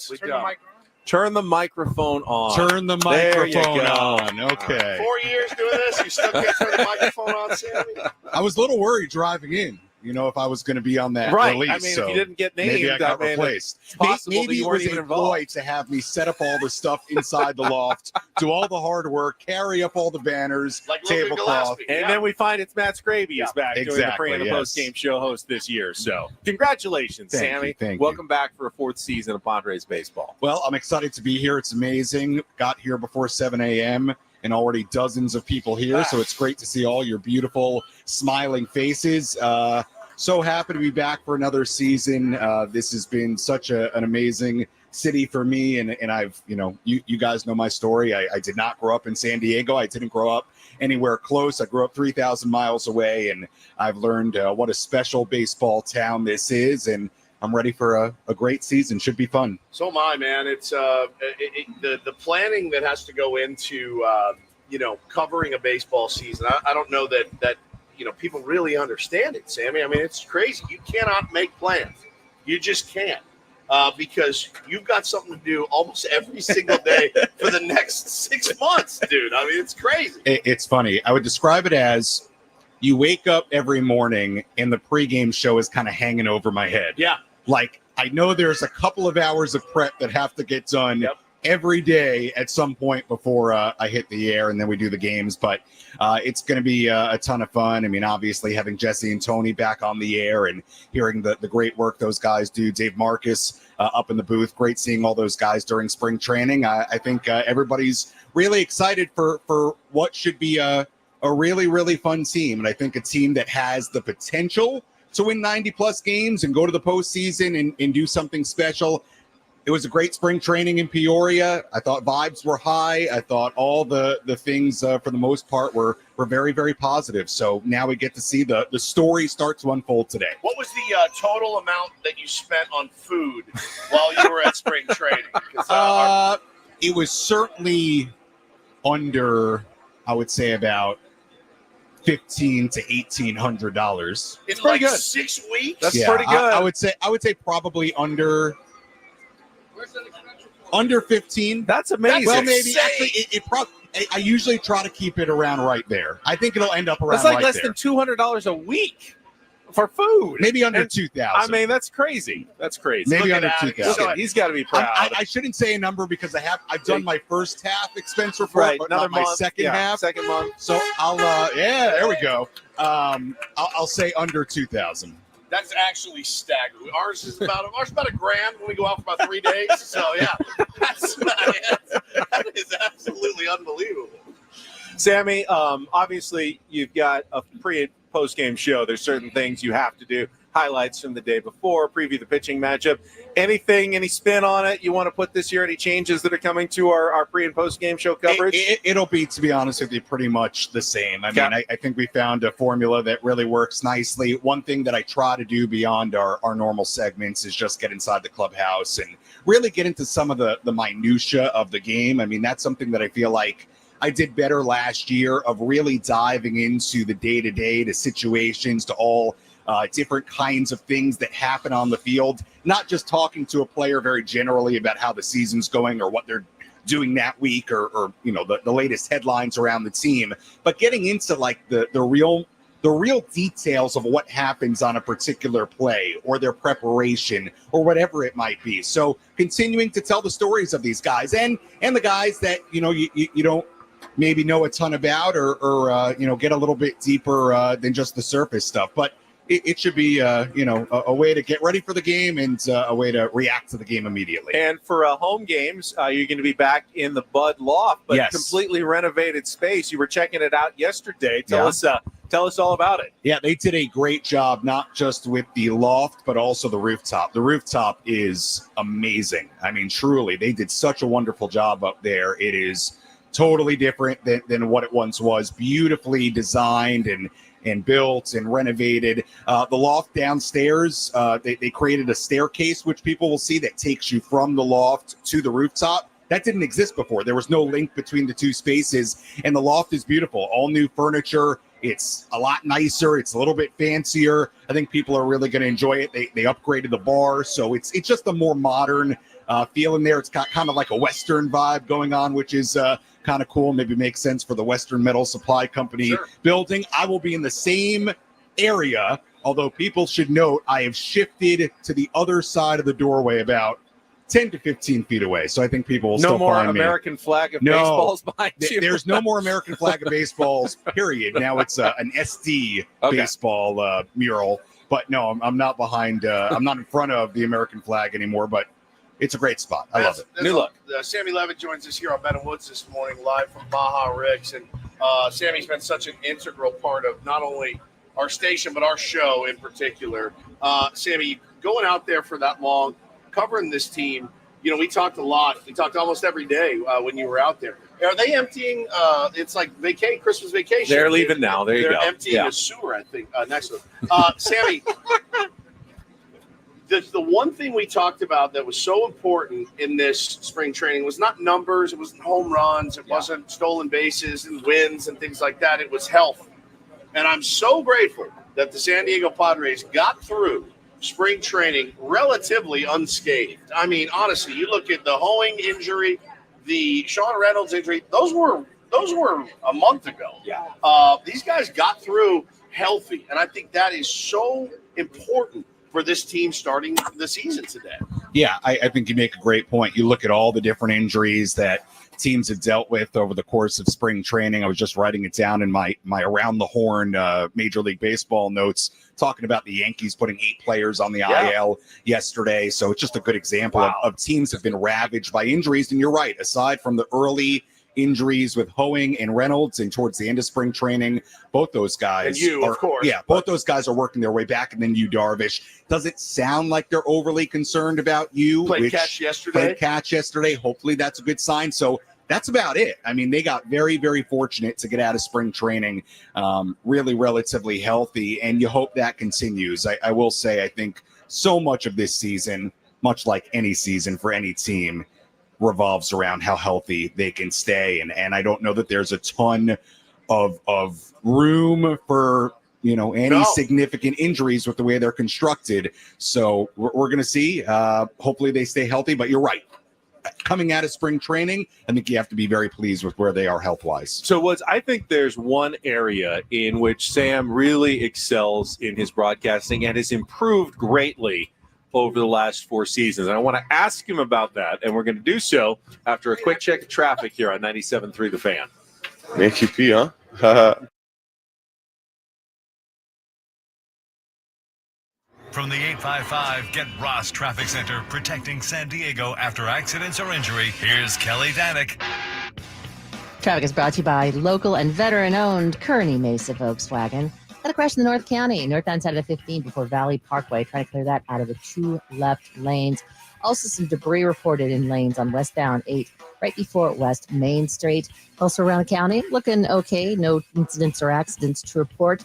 Keep in mind, freeways into downtown going to get real congested as the morning progresses. Opening day at Petco Park. Gates open at 11 o'clock. Recommended that you try and take advantage of public transportation. Yeah, shared rides, whatever it takes, because last thing you need is for a bunch of congestion and delays to kill your game day buzz. San Diego, take it to the paint with Kearney Mesa Volkswagen and the all-new 2025 Volkswagen Tiguan S for just $293 a month. Spacious, bold, and German-engineered to conquer every San Diego adventure. Visit KearneyMesaVolkswagen.com for more details. I'm Kelly Donick with Ben & Woods, San Diego's #1 sports station, 97.3 The Fan. Live at Baja Rick's Cantina in the Gas Lamp. Our boss Adam is eating a burrito as large as he is right now as we interview Sam Levitt, our pre- and post-game show host. And Sammy, I think one of the toughest jobs, really in all of sports broadcasting, is a good post-game interview. Oh, yeah. Right after the game is over. It's so tough because it's, the questions are kind of limited. You have to ask about the game, and so many people that I watch do it poorly. And I think you've really not only improved over the last couple of years, but now you do it really well. What's your philosophy? Game just ends. You got to run up to the loft in like 3 minutes and start your show, but you're standing there on the field and they're, you don't even know necessarily who they're going to drag over to you. Right. And you got to interview the star of the game for your post-game show. I appreciate it because I agree with you. I think I've improved on it a lot over the last few years. What I've tried to do, and I think one of the keys to it, at least in my opinion, is get more specific, be very specific about the questions, not just, and again, everybody does things a different way. Yeah. And there's a bunch of people who do this around baseball, around sports, but get a little bit deeper than just asking, what does loud honk, what asking things deeper than, what does this win mean for the team? Like getting into situations in the game. What pitch are you looking for there? Really digging into. And by the way, you may talk to a player. There may be 3, 4, 5 different things you can pick at during the course of that interview. So getting really specific, not letting the questions be too open-ended, just getting really specific. And it's a tough environment. It's really loud down there. I'm not like the TV people. I don't have an earpiece. So I'm just kind of like, there are times where it's really loud down there after a big win. And I'm yelling. And it sounds like I'm yelling because I want the player to be able to hear me. Yes, I'm yelling. Was it extra sweet because it was extra sweet, yes. So, but thank you. I appreciate that. But getting deep and specific into very specific parts of that game, I think has helped me. Because I can't get enough minutia. I can't. I honestly can't. There's a video going around of Barry Bonds talking about hitting. And I am like, I can't. It's like, it's unbelievable. Yeah. I can't listen to those guys talk about the AB that they just had against the elite electric closer. I can't hear it enough, honestly. Right. Like it, and I think you do a great job at that, man. And I can't get enough of the minutia of baseball. And also asking about other guys. Yeah. Like there are so many things from a win to go and ask about. So asking about teammates and what in the moment right after the game they think of what another guy did, what one of their teammates did, I think also really works. So I appreciate that. Surprise news yesterday. We talked about it in the first hour, but we haven't seen the official roster announced yet. But looks like Omar Cruz very surprising is going to make the team. And we didn't really talk about that much, or his name mentioned maybe once or twice over the spring. But I was glad you did a deeper dive on him because when I saw his name yesterday, I was like, I don't remember talking about him really at all. He was reassigned to minor league camp a while ago. Yeah. Now, he's somebody who in the minor leagues has pitched out of the bullpen a ton, has also been a starter. I talked to him during spring training. Great kid, was with the Padres organization, then was part of the Joe Musgrove trade. Then they got him back. So it's an interesting story. Put up really good numbers last year. I would think without hearing A.J. Preller or Mike Schilt talk about it, and I'm sure we'll get clarity on it today, my prediction is that Logan Gillespie is going down to stretch out. Yeah, that's what, but based on his last spring, that was why I speculated. That would be my prediction, which then you start looking at it and you say, okay, if in the first week of the season or so you need a long man, let's say a starter gets knocked out in the third, who do you go to? Right. So having a young arm who can give you bulk innings, multiple innings kind of makes sense. He just got reassigned so long ago that he was totally off the radar as the trolley comes by. No, Hello, that's everybody on the trolley. freight train. Oh, That's freight the train. real. Wow. We got tanker cars and everything going Love by it. now. This is going to go by The for like sounds 8 of downtown. minutes. That's great. But yeah, I would think he's here to eat up innings if need be, and good for him. He's a really good story, and will make his major league debut when he gets in. It's okay, Woods. And a trolley at the same time. This is fantastic. Next year we're going to be live from Beirut, Ben Woods. I think you make a quieter. good point, though. That last pitcher on the roster is not necessarily there to get big outs. What? He's there to eat innings. Oh! And sometimes you have to go with someone who you just don't want to worry about. Yeah. Like you're not hindering his development. You just need someone who can cover in emergency an inning or right. two in the middle of a game. To me, I would think you will see Omar Cruz in a lopsided game either way. Like he's not going to be in high leverage spots. I'm sure you're going to see him at some point because naturally it happens. And by the way, early in the season, guys pitching back-to-back days will be limited. So you may need him to come in and get some outs. Who knows how it shakes out. But good for him. I mean, look, he's had very good numbers. He's pretty highly regarded in the organization. Even early in spring training, he was part of the groups going up against the big-time major league hitters. So I think they think highly of him. I'm with you, though. He was not on my radar anymore at all. But I would assume that it's more about Gillespie going down to start, and he's the candidate that comes up as a quote-unquote long man with no Brian Hoeing. Sam, we'll do our win predictions. What's he gave his yesterday? But what's your total for the Padres this season? You got a number What'd in you mind? say? 84. He was very 84? modest. Yeah, he likes to be pleasantly surprised. Yeah, I want to. He never wants to go too high. What'd you say? I haven't said mine yet. We're going to do that in the second half of the program. 84. I think he's low. Wow. I think he's a little low. We got some Braves fans here. Let them know, everybody. Boo!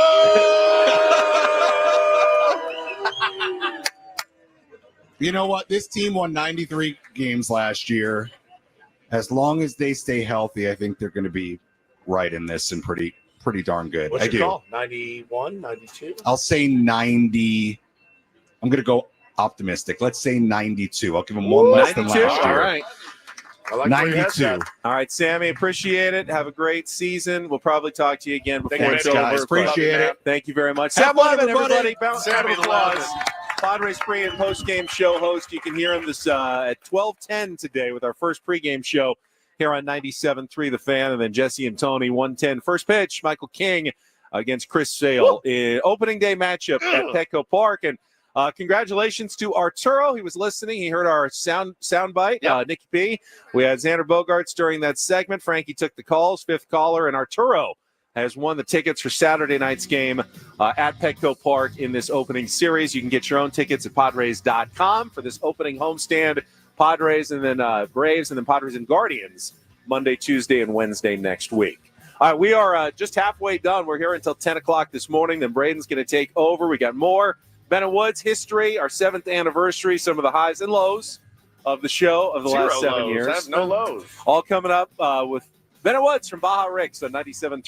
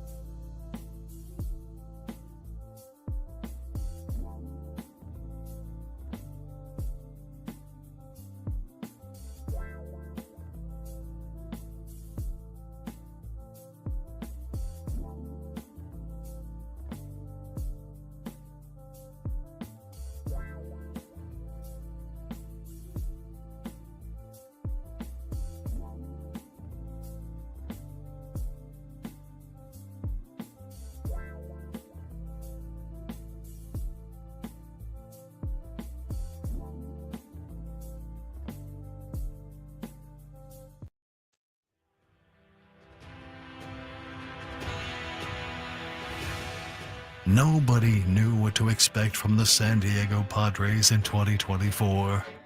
After trading Juan Soto, how could the Padres replace that production? 3-run home run, Kyle Higashioka. 7 incredible innings from Michael King. How far could a team possibly go with a rookie playing center field for the first time ever? Merrill on the move, dives, reaches down, and he made the catch. Manny is coming off of a surgery. He can't carry this team. And Manny Machado will see if they can make a pay. High drive, deep left field. Winker back at the wall. Take that, says Manny Machado. And yet, the Padres found themselves going to the postseason once again. The Padres have swept the Atlanta Braves in the Wild Card Series, and they will play Game 1 of the NLDS at Dodger Stadium on Saturday night. But they couldn't finish the job.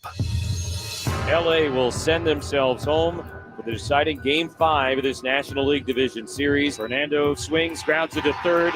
Shorthand pick. Hernandez throw to first in time. And the Dodgers have a date with Grimace and the Mets Sunday here at Dodger Stadium. They had a 6-1 lead in the third inning of Game 3, and they never scored again. Back-to-back shutout wins to clinch the division series, and 24 straight scoreless innings thrown by Dodger pitching to end this series. There's always next year. Now, the team has their sights set on 2025. What we did last year as an organization, as a team, a lot of people didn't expect that from us, and we overcame a lot of things and built something pretty special here. And our group's hungry. With the team that we got in there, man, we're ready to compete. We're ready to handle the unfinished business that we have. The star power is here. Fernando Tatis Jr. Xander Bogaerts. Luis Arraez. Manny Machado. Merrill Madness. A rotation anchored by two of the best arms in the National League. King collects his 200th strikeout of the 2024 season. Dylan Cease throws a no-hitter. The second no-hitter in Padres history. The hitting, the defense, and a skipper with one simple message. I want to go fast, but I want to go slow, and I want to go deep. Good morning, Padres fans. This is Opening Day 2025, and this is Ben and Woods. Do the show, bitch. Woo, look at that. Full house, Ritz Cantina, halfway home on opening day. And there goes the freight train, finally passing by. Thank goodness. Man. Good to be here with you guys on our 7th anniversary and, of course, opening day for the San Diego Padres, which is what we absolutely live and die for every single year. I'm so excited to get this thing going. I was just talking actually to a couple Braves fans. One of them's Tier 1. And is that a Dale Murphy jersey? Yeah, very Dale impressive. Murphy, very nice. With respect over there to the Dale Murphy jersey. Yeah, I don't hate the Braves. We all grew up watching the Braves on TV. Yeah, it's the only team that was on TV. There was nothing else to Braves. watch. That's all you have. Braves. That's everybody kind of can get behind them. Just not this series. But today should be a really good one. Chris Sale against Michael the King, as I like to call him. He has been such an addition to this team. Great addition to our team, of course, is Ben Higgins, your friendly neighborhood sports anchor, sitting in the middle here.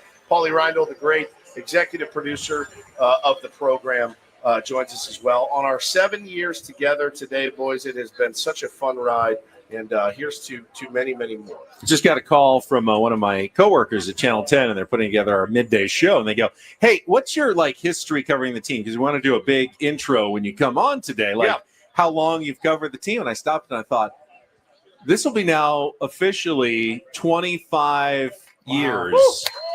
For me. I first hosted the Padres pre- and post-game show in 2000. I've been a fan, obviously, my whole life, but that's when I really my first actual coverage of the Padres pre- and post-game show from 2000 to 2003.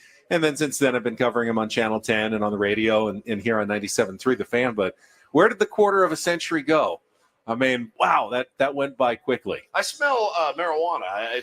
Somebody is smoking some loose cannabis in here somewhere. Who is that?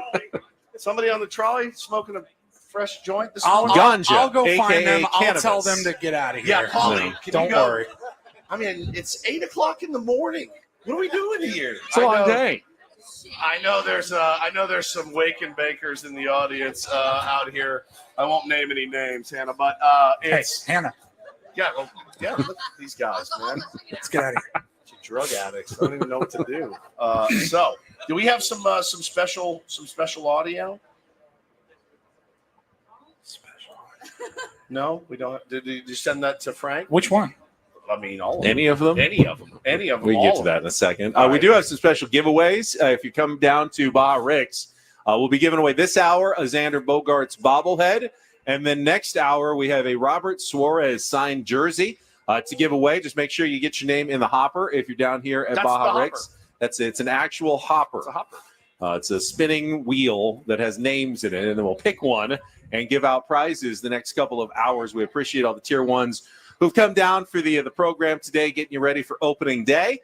Padres news from yesterday. We mentioned a little bit about their broadcasting announcement, but I'll be charitable and talk about the news that the team unveiled yesterday, which was 10 over-the-air broadcasts this season on Saturdays on Channel 8 and CW6. Now, where do you work? I work at Channel 10. Oh, so close. So, so close. I didn't quite make the cut, apparently. I did get some looks at work yesterday, like, hey, how come we're not doing this? I go, I don't know. Those discussions go way over my head. I would have been happy to. The self-appointed sports director? I am, but I'm not involved in high-level negotiations with the Padres. Ben literally told me yesterday that he made up that title for himself years ago, which is fantastic. They didn't name you sports director. No. I named myself sports director. Sports director. Is that was something wrong with that? No, hey, listen, act as if. That's how you feel like someone's got to do it, so I did it myself. I named myself sports director. No one stopped me. Sometimes you just got to take what you want. Guess who is the new CEO of Odyssey San Diego? It is me, Stephen Woods, everybody. That's a good development, though, for Padres fans, especially ones who don't, subscribe necessarily to the MLB package, but still want to watch games occasionally. You will be able to at least watch some games on the weekends for free over the air. On local television, which we haven't seen in a long time here in San Diego, actual over-the-air TV games with the Padres, and that was their news yesterday. I'm very happy for Jake and Carlo and all of the rest of them. John Howard. I love John Howard. I love all those guys. I know you do. They're the best. They're the best, but you're still number one in my heart. Yeah.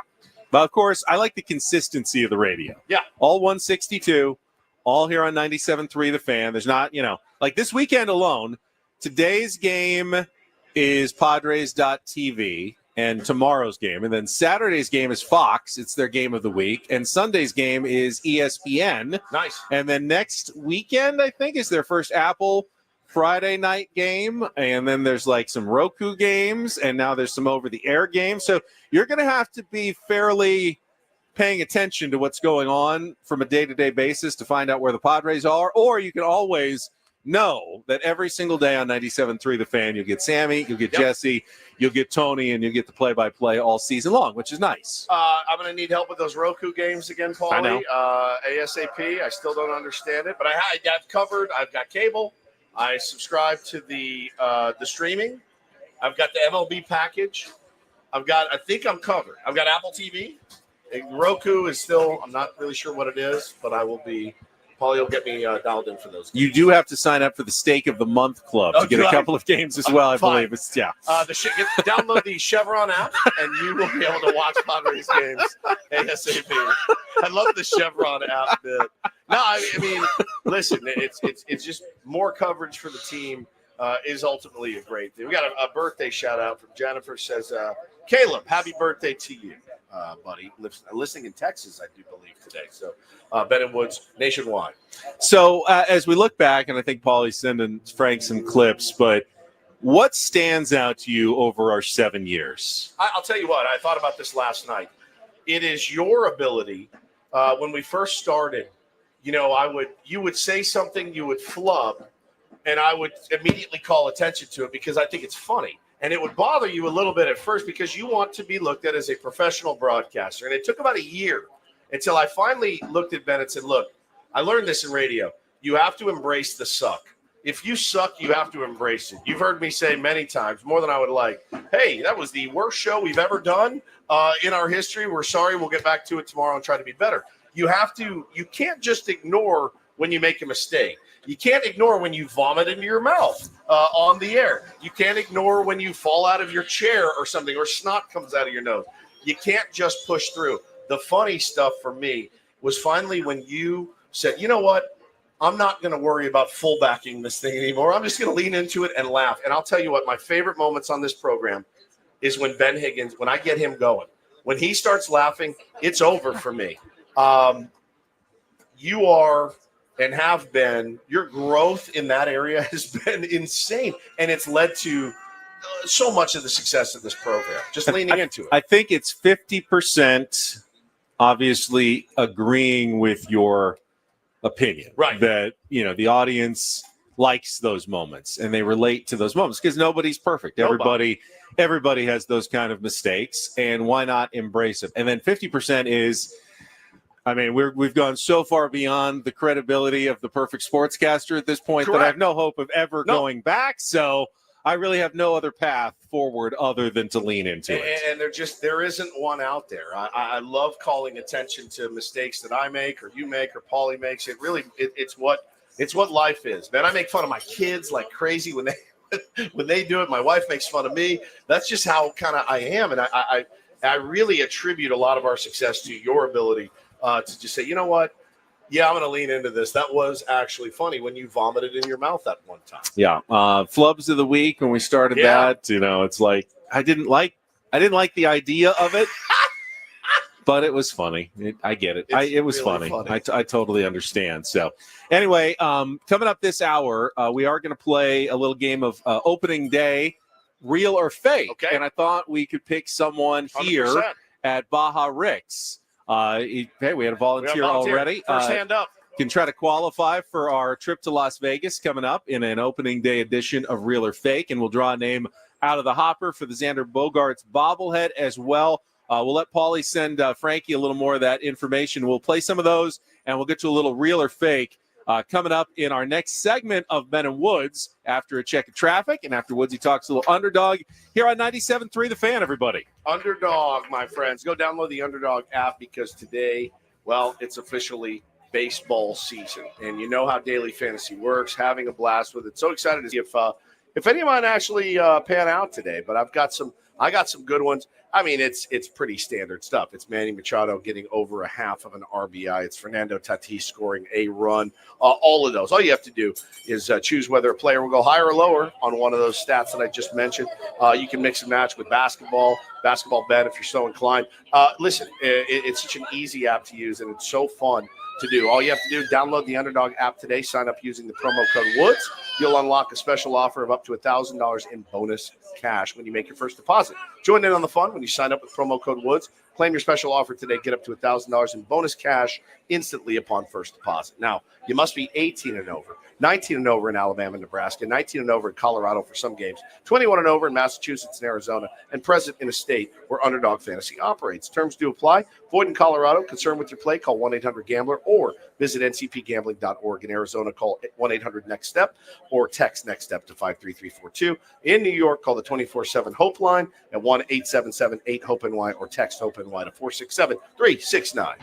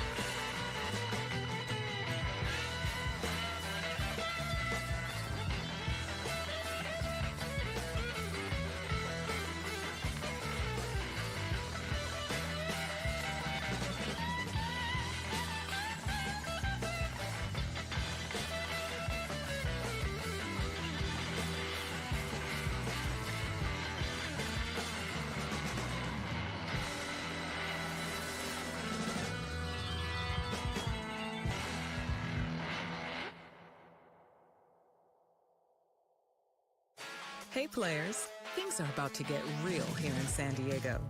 Introducing the all-new Hamul Casino Resort. With a 200-room hotel tower, exciting new eats and drinks, plenty of new places to play, and a luxe spa and salon. Hello, rooftop pool and deck. It's where players can play their hearts out and enjoy all the perks that come with it.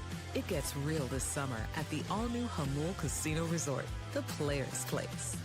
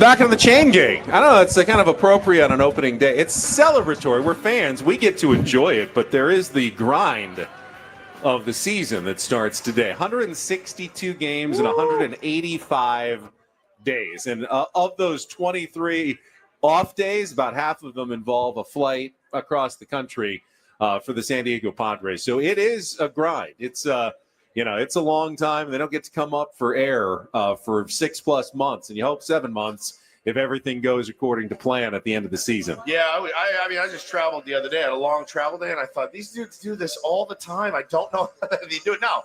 A couple $1 million in the bank certainly doesn't hurt, but no, man, I'm super excited to get this thing going. And it's just, for me, it's like one of those deals where I'm like, now I know what I'm doing for the next 6 months. You know what I mean? It really is. It's like I have plans. I've got plans every day for the next 6 months, having Mud and Don on, having Jesse and Tony on. It's all, I've always said it. It just feels like home to me every single time. And so happy to be down here. All right, before we get to our game of real or fake, Paulie sent some clips back to Frankie in the studio from our 7 years together as a program spanning 2 radio stations, a brief blip in between, but we're celebrating our 7th birthday here with everybody at Baja Rick's. What do you want to play here? Well, this one, I was laying in bed last night, and I was scrolling through old Instagram. And again, we have done so much fun stuff, I forget about it. And this is one where you were right in the middle of a rant, and then apparently you vomited right into your mouth. Will the Padres be better in 2024 without Juan Soto? Juan Soto is the best possible option for 2024. What in the... Did you vomit in your mouth? Felt like it. Was that vomit? It was not. It was just too enthusiastic making of... Like swallowed your soul? Didn't come with the stomach noise, but that's pretty much something felt like it. Any liquid or no? It was dry. Frank, one more time. Go back to the beginning. Just I need to hear a it one more dry. time. Yeah, Will the Padres be better in 2024 without Juan Soto? Juan Soto is the best possible option for 2024. What? And did you vomit in your mouth? I like it. Is that vomit? It was not. It's just too enthusiastic making a point. All right, it's fine. It's fine. Yes. I was laying in bed last night, tears streaming down my face. It's just his face. Dude, it always makes me laugh. Your bodily function. I'm going to do some math quickly here. So 52, let's say 50 weeks a year times 4 hours a day times 7 years. We've been on the air for over 1,400 hours of broadcasting. Damn. So every once in a while, you're going to make a weird noise out of your stomach, right?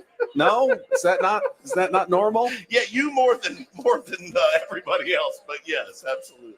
All right, we've got a few more clips for you for the rest of the program. Right now, though, we have a contestant. Let's bring him up. It is time to play today's game of Real or Fake. Let's go. Some are here for the compelling sports talk with Ben and Woods. Yeah, you can go plow through another donut. It's time for Real or Fake on 97.3 The Fan. Tell the people what they'll win today.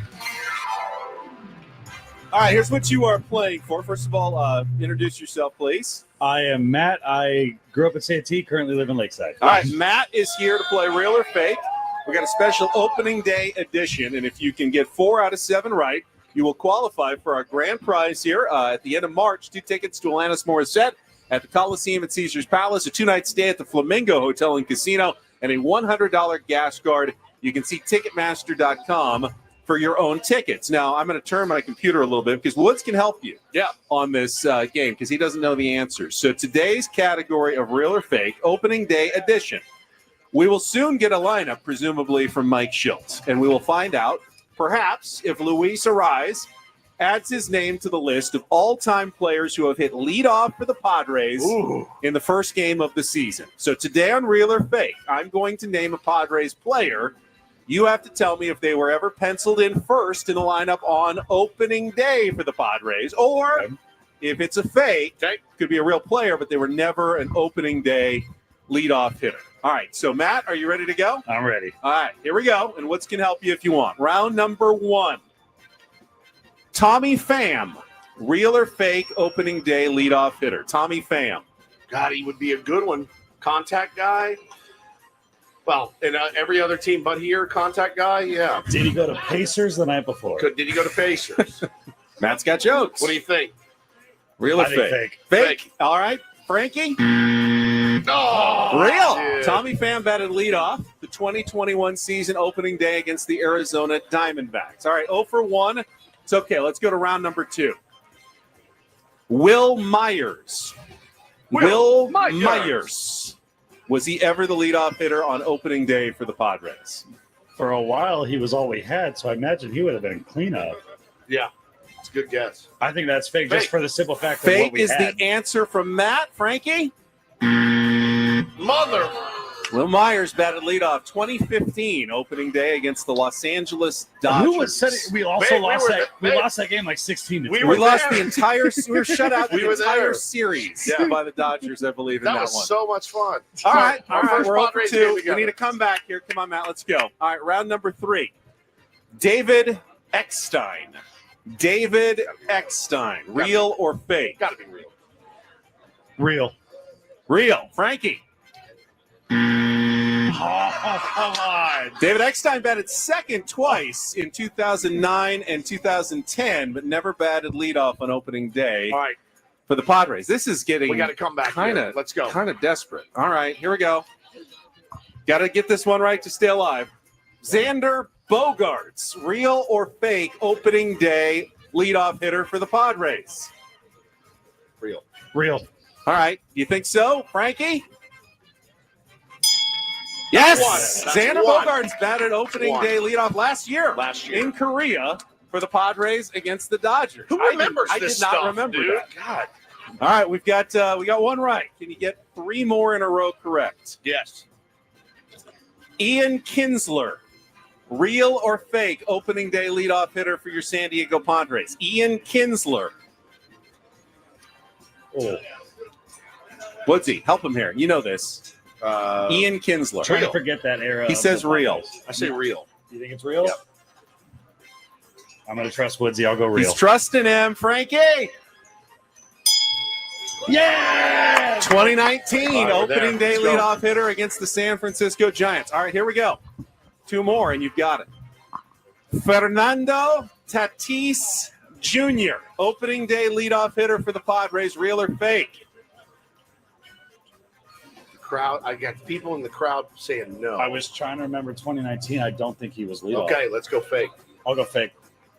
Oh, no! 2020. the Dakota, what in the world? Pandemic season. No wasn't in fans front were of allowed to be everybody, there. but he batted leadoff. There's a T-shirt for your A trouble. little Thank T-shirt. you. Last one for everybody. Marcus Giles. Real. Marcus Giles did bat in front of his brother in 2007 with 3 out of 4. Close. Not quite for qualifying, but take your T-shirt and thank you for playing real or fake on opening day. Matt, Love you, thank buddy. you. Great job. Sorry. Did you remember? I did not remember until I looked it up yesterday that Xander Bogaerts was your leadoff hitter in Korea Me? on opening day. You're asking me if I remember. I mean, it was No 3 a.m. I remember it last year, a year ago. We were barely awake, all down at 7 Mile Casino. Yeah. And Xander Bogaerts actually hit leadoff that day. I remember almost nothing ever about anything. So no, that's my misses. I have no recall whatsoever. All right, let's see. Here what we have coming up on the program. We still have to get our predictions for the rest of us for the Padres season, win totals. We will talk more about that coming up, some of our favorite show moments from the last 7 years as well. This segment of Ben and Woods is brought to you by Eliminite Termite. The Orange Oil experts have termites. Eliminite Termite inspects, treats, and repairs termite damage, all with a full structural warranty. Their Orange Oil treatment is safe for people, pets, and the planet. No tent, no move out. Protect your home naturally. Schedule a free inspection at eliminitetermite.com. And we'll be back with more Ben and Woods live from Baja Rick's Cantina on opening day next year on San Diego's #1 sports station, 97.3 The Fan. Oh, hey, listen, if you're a homeowner, it's your old pal Woods. He wanted to tell you, what could you do with an extra $75,000 in your pocket right now, even a couple $100,000? If you own a home, you can get that money in less than a week. All right, with Loan Pronto, the leader in quickly converting your home's equity into cold, hard cash. Pay off all your credit cards or start that home remodel. Loan Pronto has several easy options to let you access the cash from your home. Virtually no paperwork, no cumbersome process, no junk fees, oftentimes no appraisal. The average homeowner now has over $300,000 in equity. That's your money. Use it. You can get approved in as little as a day. Act now with no hard credit pull up front. LoanPronto.com can get you started, or you can call 619-207-4336. Get the money you need for anything at all, 619-207-4336, or go to LoanPronto.com. Equal housing lender, NMLS 1661781. Subject to lender approval, NMLSConsumerAccess.org.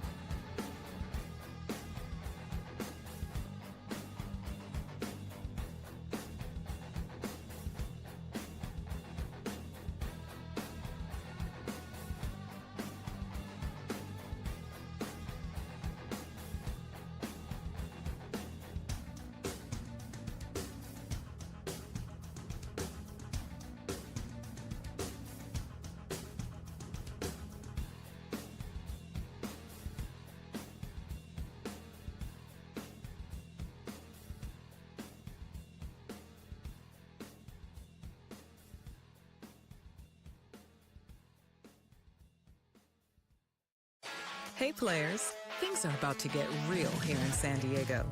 Introducing the all-new Hamul Casino Resort.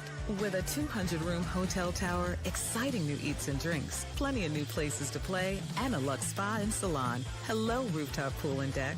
It's where players can play their hearts out and enjoy all the perks that come with it. It gets real this summer at the all-new Hamul Casino Resort, the players' place.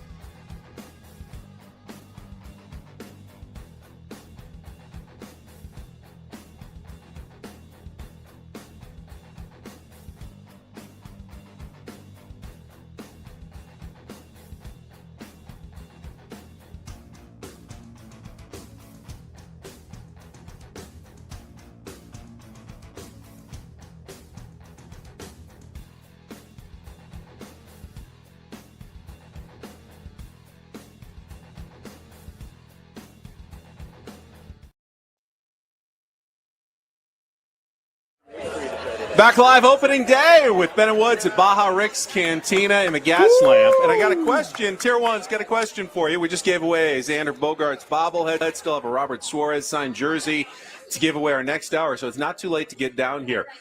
Was anyone who is here now at our remote last week when we were at Dave & Buster's? Yeah, we got a couple.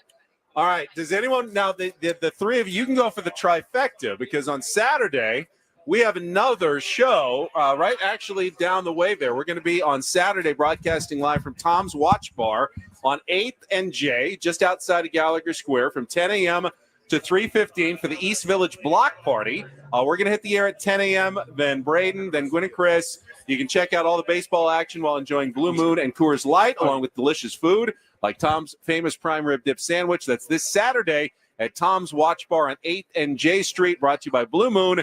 Blue Moon Brewing Company, Golden, Colorado. Celebrate responsibly. So you can go for the threesome. What do you have? A threesome would be nice. A threesome would be fun. Would be fun.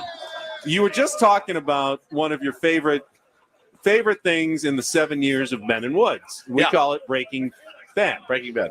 It's when I absolutely just lose it laughing. And Yes. I promise you, it's real. It's always real. And I can't fake it. I don't know when it's coming. And I just have somehow this trigger in my brain. And once I've gone over the edge of laughter, I can't get myself back. And it only happens, what would you say, maybe once a year, maybe times twice a year, maybe 6 months, yeah. Yeah. Now, did this ever happen? You've done radio for years and years before our show. Did you ever, hysterically crack up, lose yourself? He never worked with anybody funny No, before. I don't think so. And you would have just fought through it and tried to stifle it. Yeah, and we wouldn't draw attention to it. Exactly. I had an old colleague who it happened to, and it was one of the funniest moments I think I've ever heard on the radio. Ernie Martinez back in the old 690. Absolutely lost it doing a sports update, trying to give an Angels highlight, and just Angels batting order. Lost it in laughter. And it's something I remember for the rest of my life. So I told you, that's what people I know, remember. you're right. They don't remember your accuracy. You're right. In And the it's reporting. weird when it happens. You never can predict it. Paulie pulled one. Frankie, if you would please, one of the episodes of Breaking Ben. Hey, good morning. Happy birthday to Hannah Nancaro Woods. Ben Higgins here, Hannah's birthday. telling you about Insperity. Hannah's a business owner. She's feeling boxed in by the pressures of running that business, getting pulled in different directions with remote work. Remote workforces, HR compliance. Stop laughing. Hiring and retaining top talent. Change.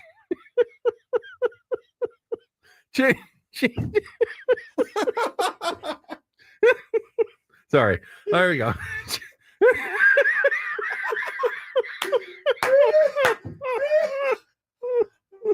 Well, can we get back?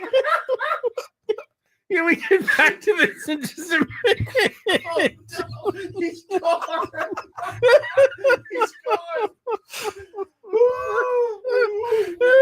Insperity HR that makes a difference. That's so good. He's getting them again. I don't think it ever happened during a commercial. Never. What got you? I don't So know. Asking my wife about boxing. You got me. It was you. You did it. You started laughing, and then I started laughing, and I couldn't help myself. Hannah, you feeling boxed in? Are you okay? You feel boxed in right now. That makes my stomach hurt, man, every single time. I have no idea what got him, dude. No idea. No idea what got you. With the good, obviously, there's sometimes some bad, at least some uncomfortable moments for me. And Paulie has in the rundown here. What was your worst or most uncomfortable moment? I mean, for me, I think there's just one clear moment that I still cringe when I think about.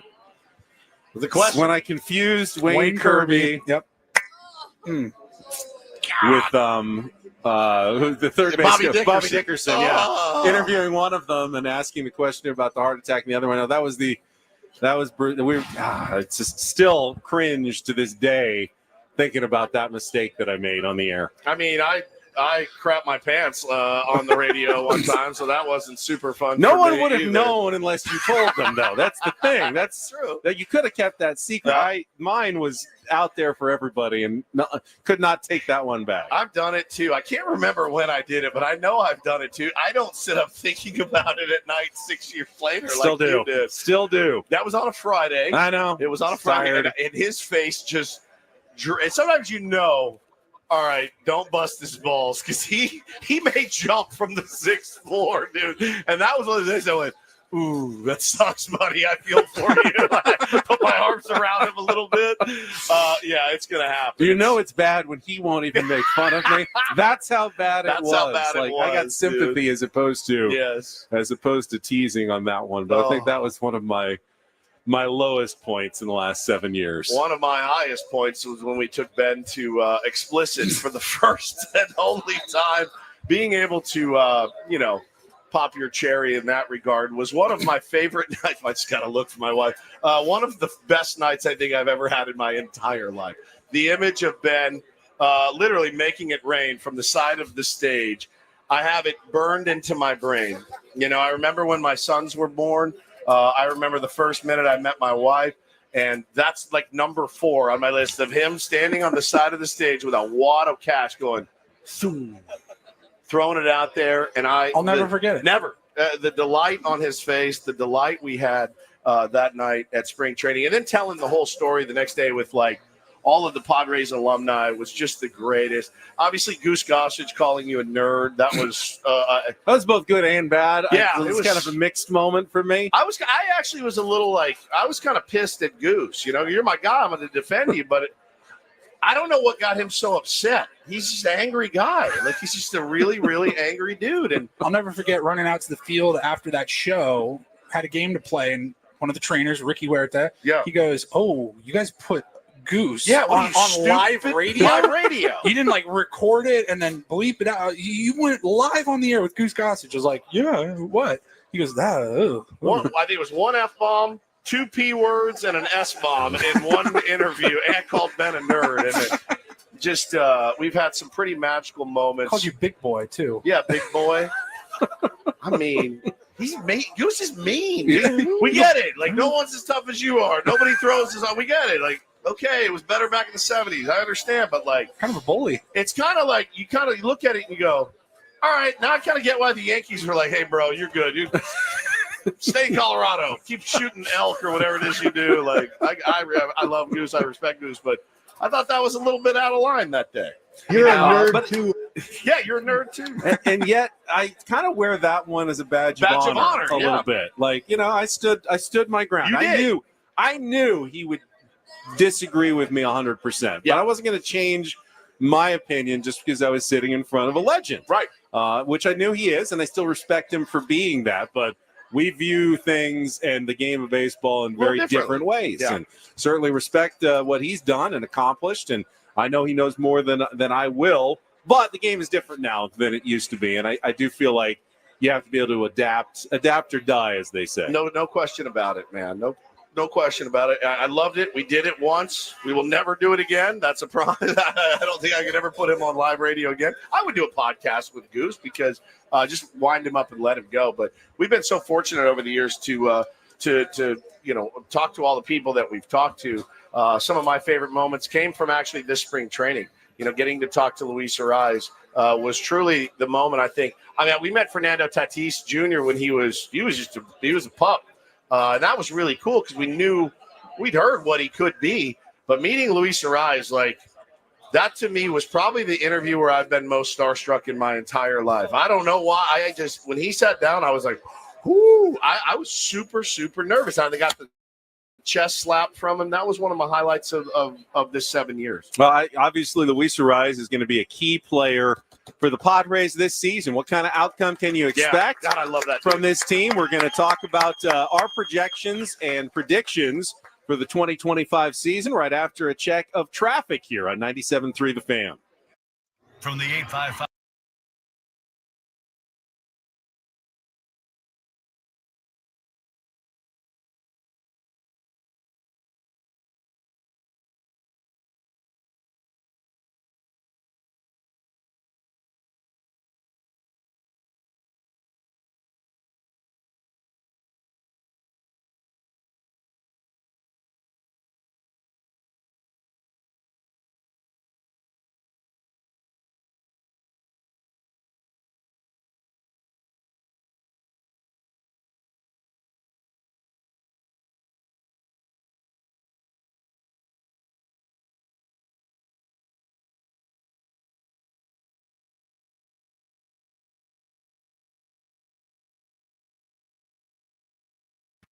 I want to thank Blowfish Tequila, one of the sponsors of our remote broadcast here at Baja Ricks. Blowfish is San Diego local to tequila. This tequila grew up as a Padres fan. No one knows more about San Diego than Blowfish Tequila right here because it's San Diego local, born and bred tequila. Blowfish specials here at Baja Ricks during the program, but I got some right in front of me, and I'm keeping it away from Woods at the moment. Yeah, it's probably a smart idea. Probably a smart All idea. right, let's start at the top with Luis Arraez. If he's not batting leadoff today, he's certainly going to be batting leadoff a lot. He'll be batting leadoff. What kind of season? Well, and they are going up against the lefties, so it's possible we'll see a different lineup from Mike Schilt. But what kind of season are you projecting? I mean, clearly he's the three-time defending batting champion with three different teams, one in the American League, two in the National League. We've seen him hit over 350 in a season. Didn't do that last year and still won a batting title. Is there more from a healthy Luis Arraez this year? Yeah, unquestionable. The answer is absolutely yes. Healthy, focused, energetic, all the things that you love that he brings to this team. Again, Ben, he's one of those guys that I look at. I told Hannah last night too when we were having dinner. I said, Luis, Manny, Tatis, and Jackson Merrill. Those are the guys I want to watch play until I'm done with this business on this team in particular. I never want to cover a team without those four guys on it. I don't know how much longer I have in this. We have in this. I never want to cover a Padres team that doesn't have those four guys on it. Period. The end. Those four. That's what I need to make me happy. And I love that guy, man. I think he has the potential to absolutely hit 350. He's done it before. I think we saw just last week hit a home run and a little. I mean, you're not going to count on Luis Arraez for a ton of extra base hits, but just by sprinkling in a few more over the course of the season, a few more doubles, 8 to 10 homers, which is something he has done before. You throw that with a 340 to 355 batting average, and all of a sudden you get an OPS, closing in on 900, an OBP over 400. And Luis Arraez becomes not just a batting champion, but truly a really valuable piece at the top of the lineup. Yep. And he's so close. He wasn't quite there last year because he wasn't healthy. No. But you're starting in a good spot with Luis Arraez. We'll probably see Fernando Tatis Jr. batting second. Clearly, we have never really had a full season unleashed from Fernando. I need it. I do too. I need it I need the air to breathe, my friend. I need it. Fully healthy, it appears, going into this season. Can he stay that way? Just because he's healthy now, there's no guarantee that he's going to make it all the way through. But That's probably the biggest hope here for the San Diego Padres. I know that baseball experts truly believe that a fully unlocked Fernando is an MVP. In this league. Yep. Do they need him to be an MVP to have a good season? No, but does it help? I think he has. I think he has to start approaching that type of player this year if you really want to get to where you're hoping to go. I loved his comments in the offseason talking about the ability to stay on the field and just how important it is, and mentioned Manny Machado specifically as somebody to look up to in that regard, posting every single day. Not that Fernando doesn't want to be out on the baseball field. That's where he truly is the best version of himself. But listen, I think he now knows just how important it is to being there for your team. And I think he's going to do everything he can in his power. The thing just blew back on us. Everything in his power to stay on the field, Benny, and contribute to this team. And I'm so excited to watch him run out to right field today. It's one of my favorite traditions in the world. And then Jackson Merrill will probably be your third hitter for the most part. Yep. Started as the number 9 hitter for the Padres last year. Moved his way up the lineup, 8, 7, 6, 5. They year, weren't messing around spring training. It was boom. Yeah, this is what we're going to do. This year, he's going to be in the spot that's usually considered kind of the premium spot in your lineup in modern baseball, the number 3 hitter. Is he ready for that role? If there was ever a 21-year-old who could do it, I feel like Jackson Merrill is built to, be in the spotlight. We saw what he did in the clutch last year. He didn't wilt.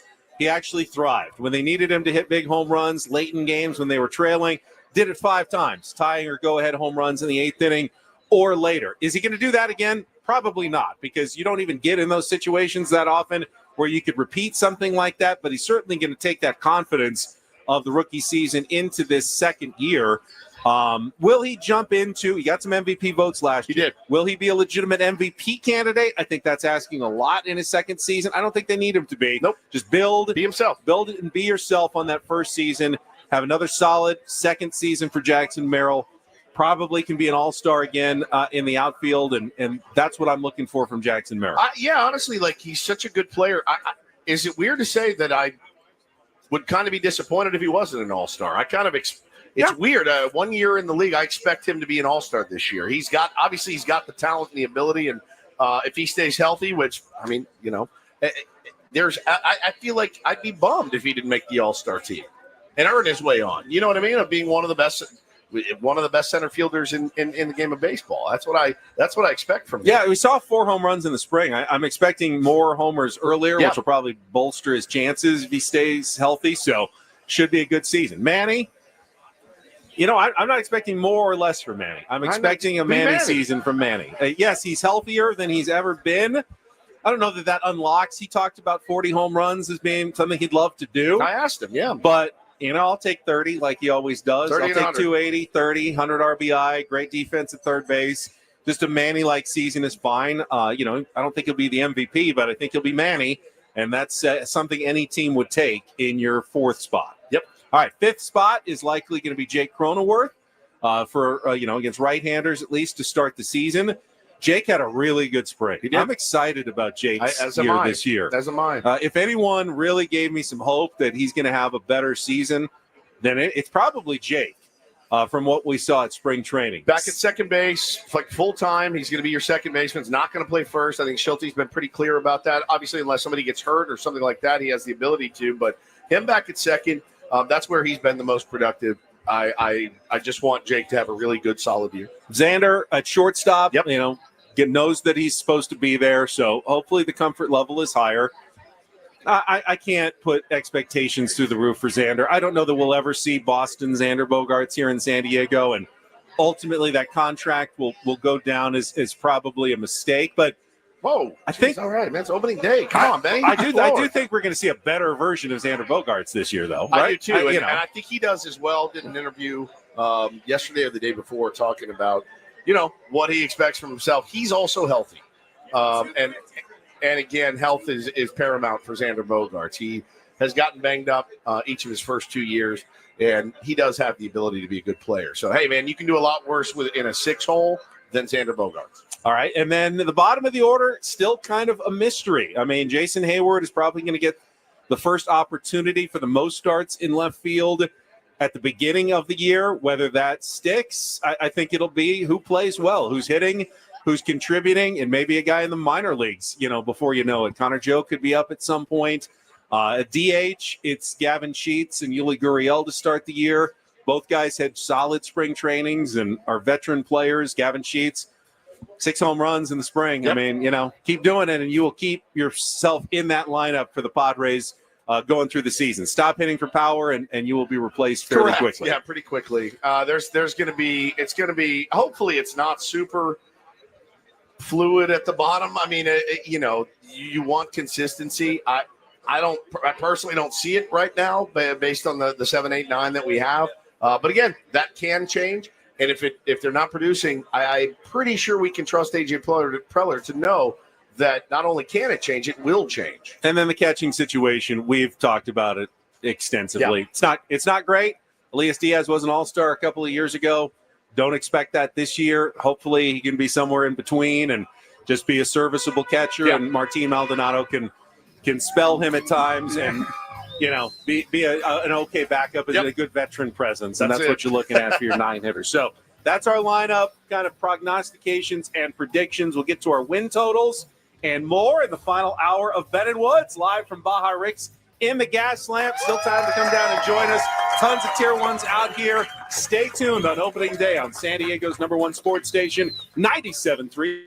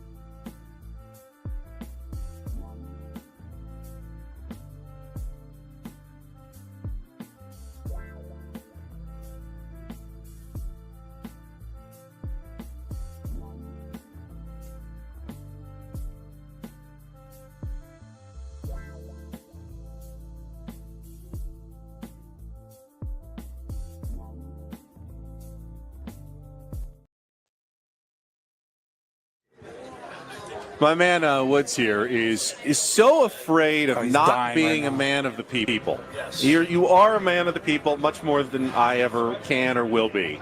And I appreciate that about you. And it's genuine. But he's so afraid of not being a man of the people that he needed to use the restroom during our break. Well, I still have to use the But restroom. when he got there was such a long line, he knew he wasn't going to make it to the front. So then he had to come back to do the show. The very same thing will happen in the next break, and you will get there and you will realize, I don't have time. At some point, you just have to say to all these people Don't you know who I who have am? come here to watch our show, hey, is it okay if I cut to the front of the line because I've got to get back and do the show after the commercial break? So now you're sitting here up to your teeth, twitching your legs, and you got to go another 12 minutes at least before we can take a break. Yeah, and then some guy tweets, oh, man, Woods just cut me in the bathroom line. What a diva. There was a sportscaster in town that got pulled over, and he gave him the don't you know who I am. And I read that story years ago, and I thought to myself, don't ever be that – in more than just that way, but don't ever be that guy. Don't you know who I am? Like, can you imagine? I've got a radio station. I'll blast your name. That's what he said, and I read that, and I went, oh, God, no, can't do that. So I'll just wait and suffer in silence and just stare longingly at the bathroom back there. Maybe you could just say, just as a human being, I really, really need to go. They have to go. I know, but they have time. They're also human beings. I get that. But you have a clock. I'll just hold it like a 7-year-old does. You right know what? now. If you want to go now, I'll just handle the segment, and you can come back when you're ready. All right. Just let Woods use the restroom.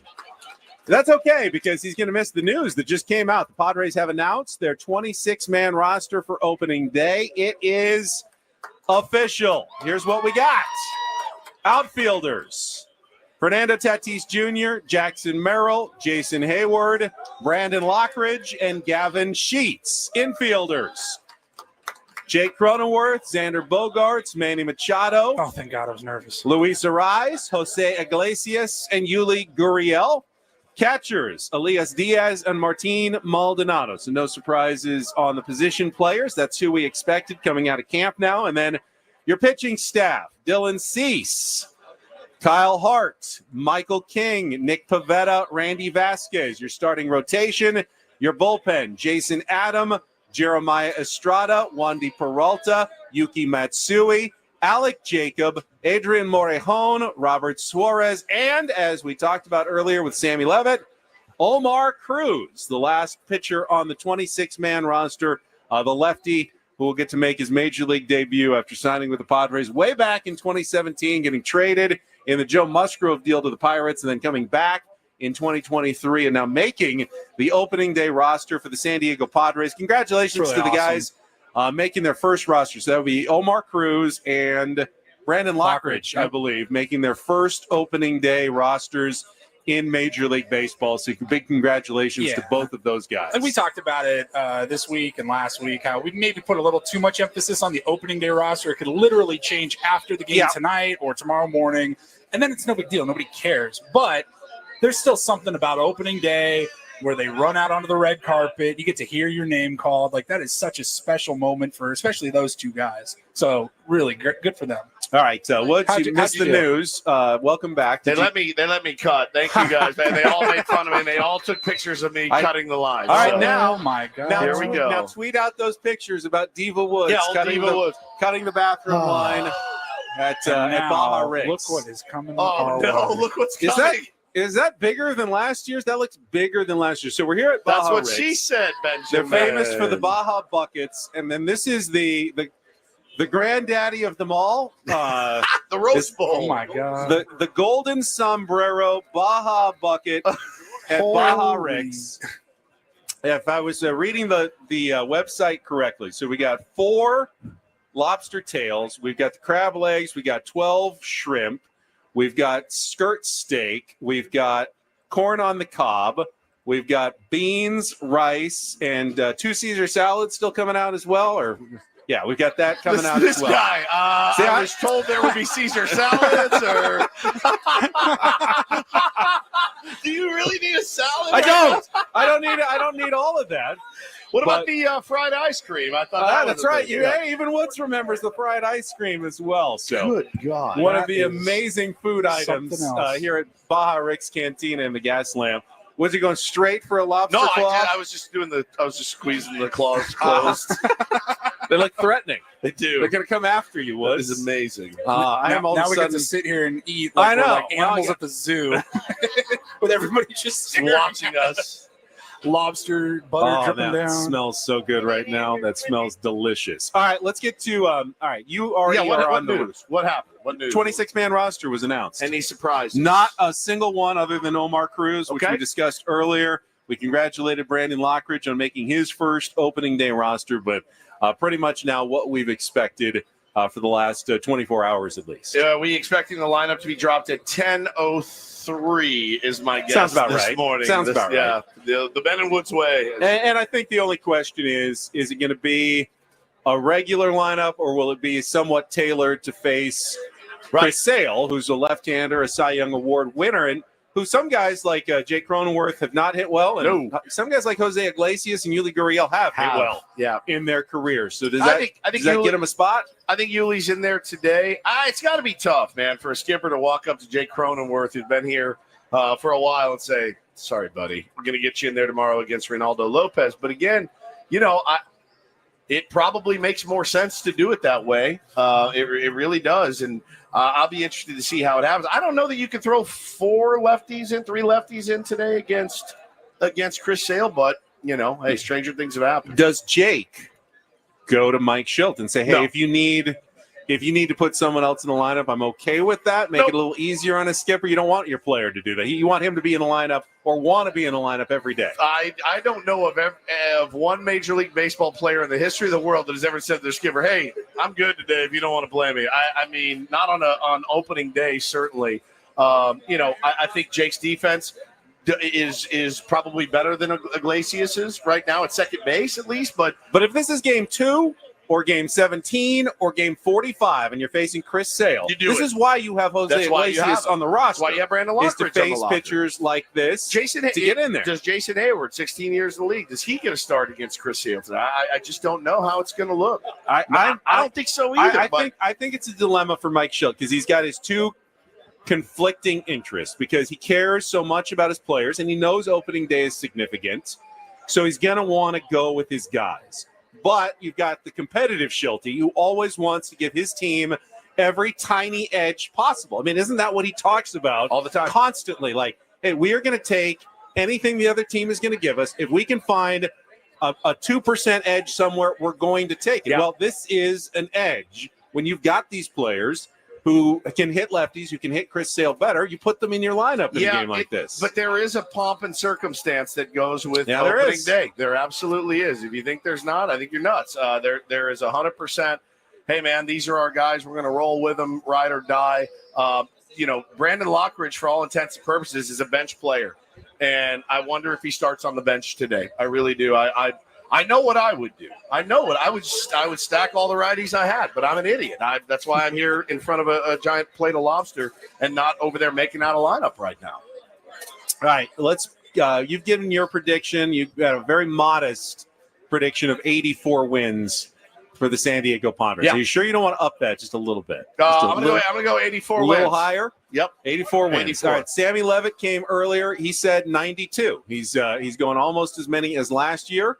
For the San Diego Padres. Paul Reindl, your record prediction for the Padres in 2025. I am going with a record of 87 and 75. Woo, look at you, Paul. 87 and 75, which should put them right in the thick of the wild card race. But in a competitive National League, maybe not enough. Last year, it took at least 89 wins, and 89 didn't get the Arizona Diamondbacks in. They tied and were aced out for that last playoff spot. So 87 is iffy. I'm going to split the difference between you and Sammy, and I'm going to put them right at that 89 number. I think they get off to a better start than last year, and at the All-Star break, they probably are in playoff position. I think they're going to be above 500, maybe 8 to 12 games above 500 in the first half of the season.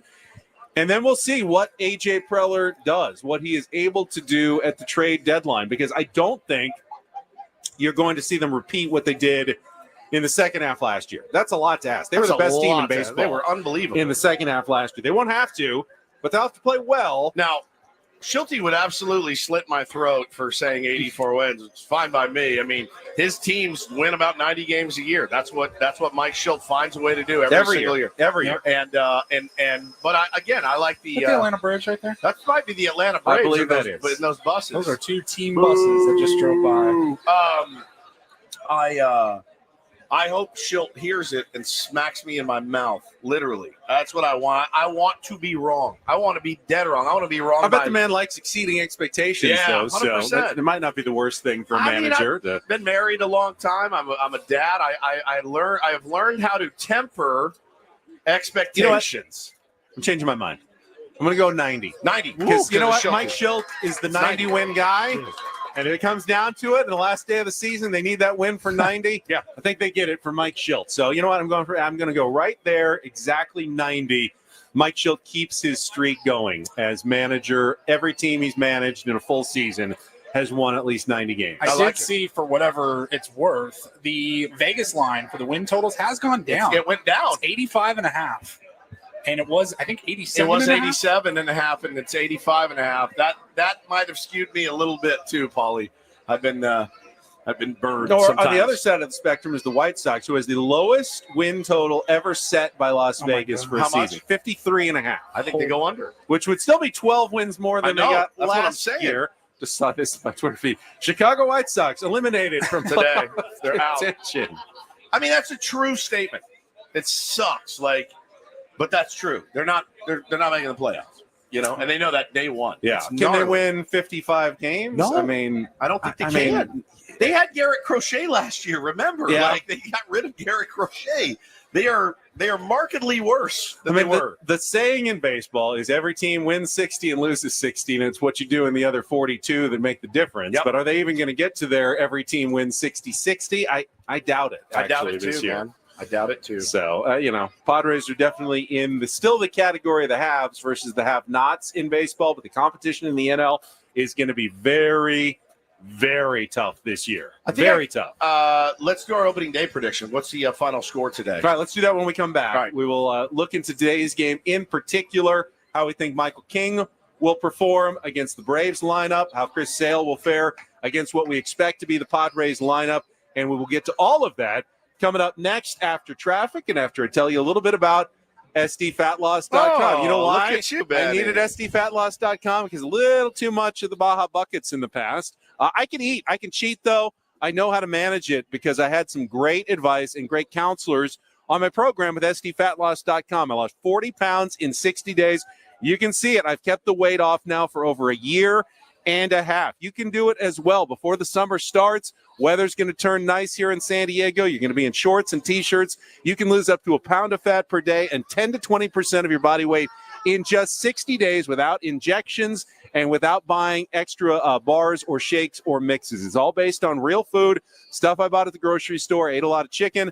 I ate some steak, like that skirt steak, and I still lost the weight. You can do it as well. Just check them out. Get a free consultation by going to SDFatLoss.com. And right now, take advantage of their spring special, $200 off to be a new you by the time summer arrives. It's SDFatLoss.com. Sign up today at SDFatLoss.com. Results may vary.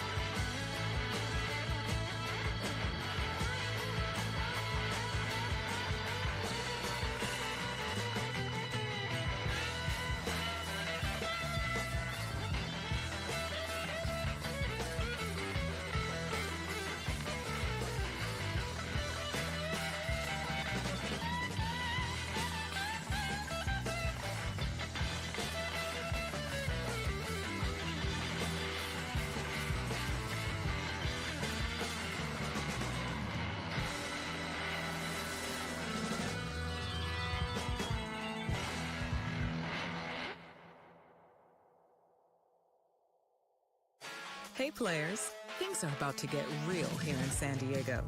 Introducing the all-new Hamul Casino Resort. With a 200-room hotel tower, exciting new eats and drinks, plenty of new places to play, and a luxe spa and salon. Hello, rooftop pool and deck. It's where players can play their hearts out and enjoy all the perks that come with it.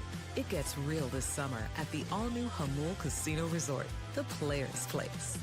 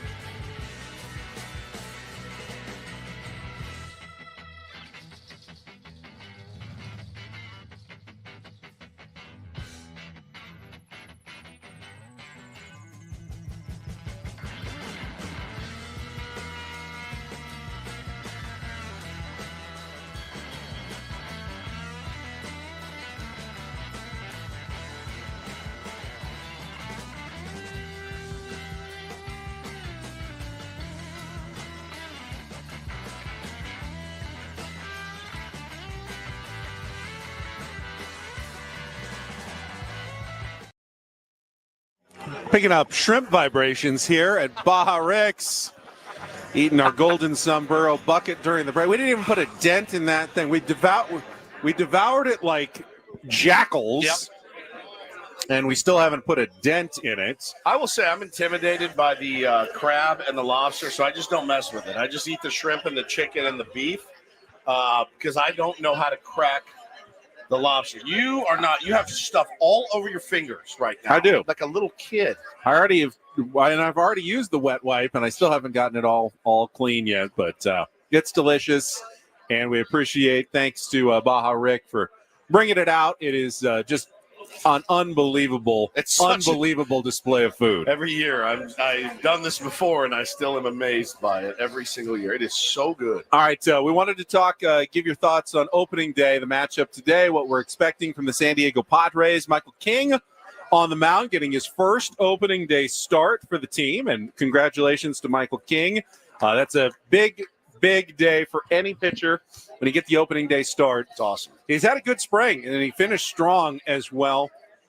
I was doing my prize picks earlier, and they had it at 5, more or less than 5 strikeouts. I thought that was an easy more than 5 strikeouts for Michael King. My underdog had them at 4.5 strikeouts, so I also took that, Benjamin. Remember, he struck out 12 in 7 shutout innings when he faced this team back in October in the Wild Card Series. Now, they weren't quite at full strength, even with guys like Ozzie Albies. Remember, Ozzie Albies had to bat from the right side against Michael King instead of his usual left side because he wasn't 100% healthy. So you're going to face a healthier Atlanta Braves lineup. Still without Ronald Acuna Jr., though, who won't be back until probably May or so, I think I read earlier this week. So they're not 100% healthy, but they got a good team. It's early in the season. I don't expect Michael King to go probably 7. That would be asking a lot. But if they get 6 innings, 6 or 7 strikeouts and keep the Braves scoring to a minimum, Michael King should give the Padres a good chance to win this game today. I think I called an opening day prediction years ago. I think I was dead on the nose. I think it was 2020, actually, even though I didn't remember who hit leadoff that day. I say today, I say the Friar Faithful really helped carry the Padres to one today, and I'm going to say a 4-2 victory. Padres over the Braves today on opening day. That's my call. Yeah, I think finding offense is always the toughest thing on opening day, in front of the crowds, first time for real, and you got to face Chris Sale, who's defending Cy Young Award winner. Very difficult pitcher to hit, but is also a guy, if you're going to face him, probably best to get him in his first start early in the season, Yes. I would think. So I kind of think along your lines. I like that score that you just 4-2? gave. Yeah. I think like 3-1, 5-3, maybe 5-3, Padres in this one. I like is a good thought for a final score, but very similar to what you were thinking, Paulie. 5-3. So kind 5-3. All right, along the same lines. All right, I'm going to go 5 1/3 for Michael King and 6 strikeouts. Okay. Optimistic, but there's no reason not to be. You're at home.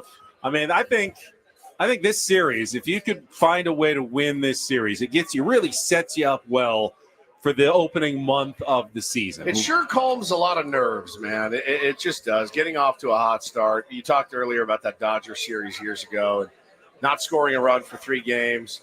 15-0 or whatever it was on opening. I mean, you can't have that. I honestly don't even care if you lose by a run today. Just you can't have anything that makes the whole city immediately just go, oh God, not again.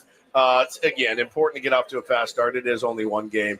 Somebody asked me on Twitter last night, all right, Woodsy, when does it still early leave the vernacular? And I said, give me till Tuesday. So let me get through this first series, and then it's no longer early. It's time to put your foot on the gas. Honestly, even if the Padres got swept and we're 0-4, yeah, I can imagine the doomers and the panic that would happen. One of them, myself, right here. I mean, the New York Mets were one of the worst teams in baseball for the first few weeks of the year. Even their own announcers, remember? Yeah, Gary Thorne basically giving up on the team, going, This is terrible. This is terrible. This is awful. I mean, no one thought the Mets were going to do anything.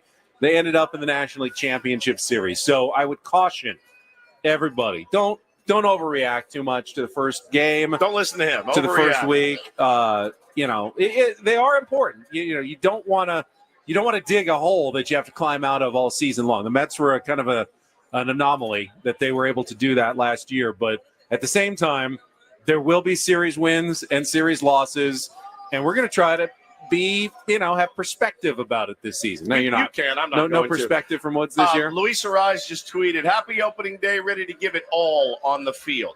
A new season with the Padres is here. I couldn't be more excited. Let's go!"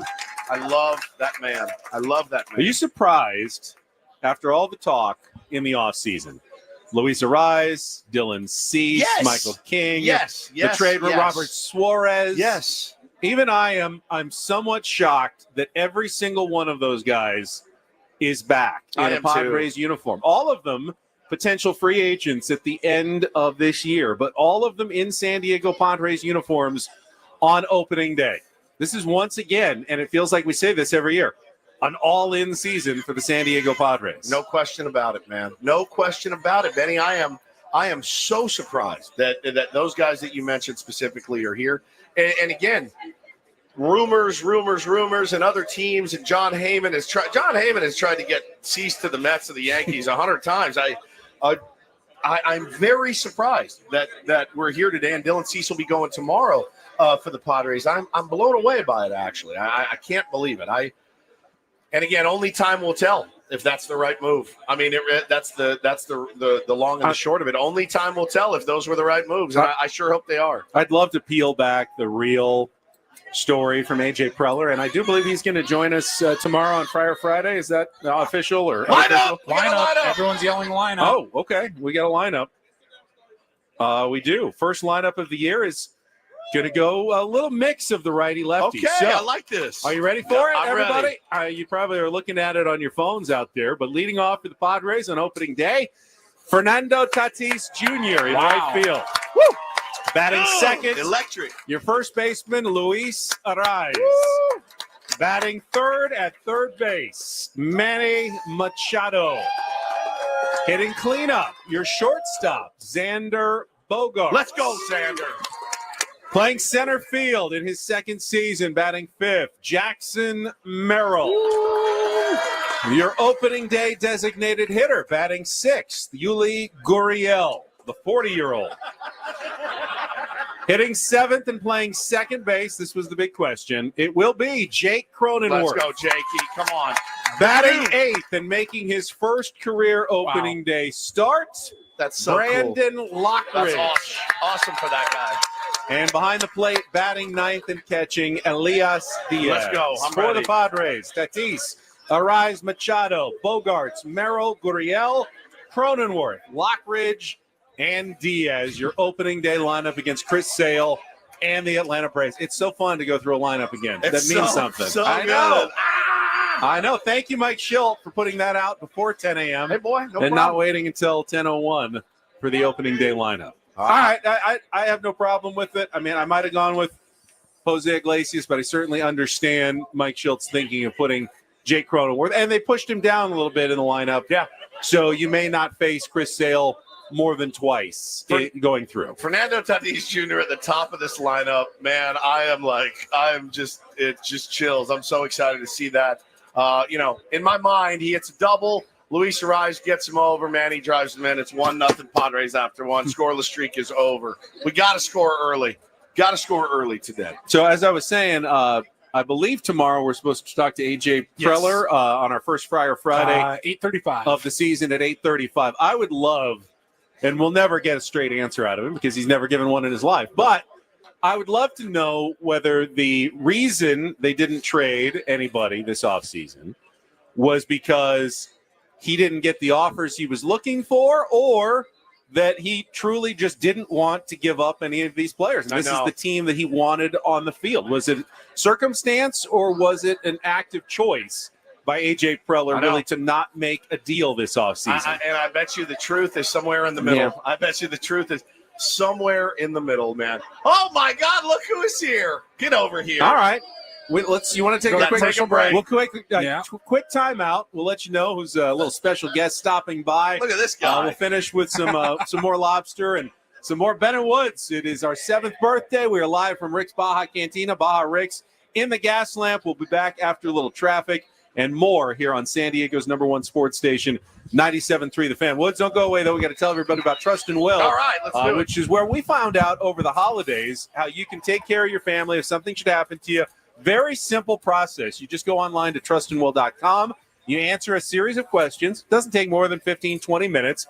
And at the end of the process, you can actually have legal documents shipped out to you that you put in a lockbox. You can have just in case now that unfortunate day should ever occur, that your family knows what your wishes are. Yeah, I mean, I've left my massive fortune to my lovely bride who's sitting here. She's going to have to weed through all of those vinyl records and distribute them to my children. No, in all seriousness, though, it's something that I was obviously wanted to do, needed to do, put off doing, did it over the holidays. Super easy. Just go to trustandwill.com and make sure that you look into the trust, too. You want to stay out of probate court, Benny. It can be long, it can be expensive. Just go to trustandwill.com. Use the code FAN when you check out to get 20% off. 20% off and free shipping of your estate documents. You'll have them. You'll need them. If you ever update, you can update them in the future, but you'll just have that peace of mind knowing that if something should happen, you're taken care of at trustandwill.com. That's trustandwill.com.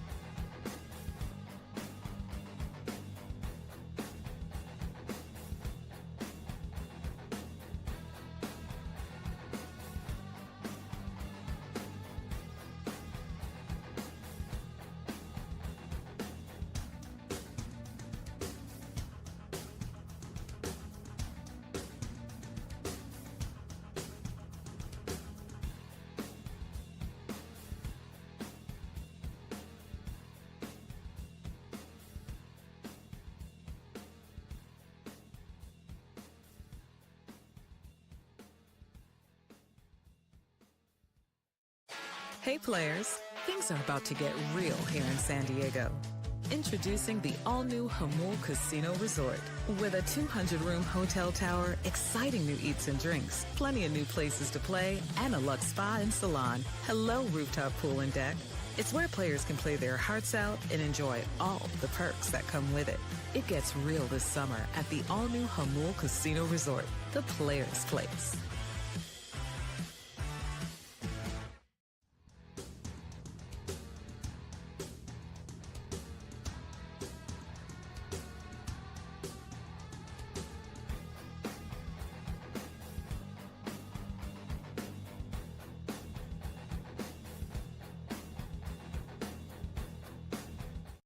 .3 The Fan is brought to you by the Central Valley Reptile Expo. Don't miss the Reptile Expo, March 29th and 30th at the Del Mar Fairgrounds. Shop snakes, lizards, frogs, turtles, and spiders from top local breeders. Enjoy a live animal show, meet an alligator and a sloth.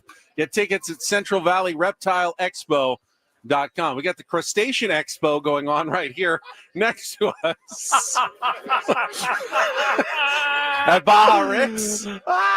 With our giant golden sombrero Baja bucket of lobster, crab, shrimp, steak, chicken, corn, beans, rice, and we still don't have our fried ice cream, but that's okay. Or our Caesar salad. Or Caesar salad, 2 Caesar salads. We do, though, have one of our good friends. It's great to see him on opening day. He's gone through this more than one rodeo on opening day. The great Darren Smith stopping by in the house. here on 97.3 The Fan. Hello, Darren. Hello. Good morning. Good morning. I just had to ask. I've done 20 years of radio. Yeah.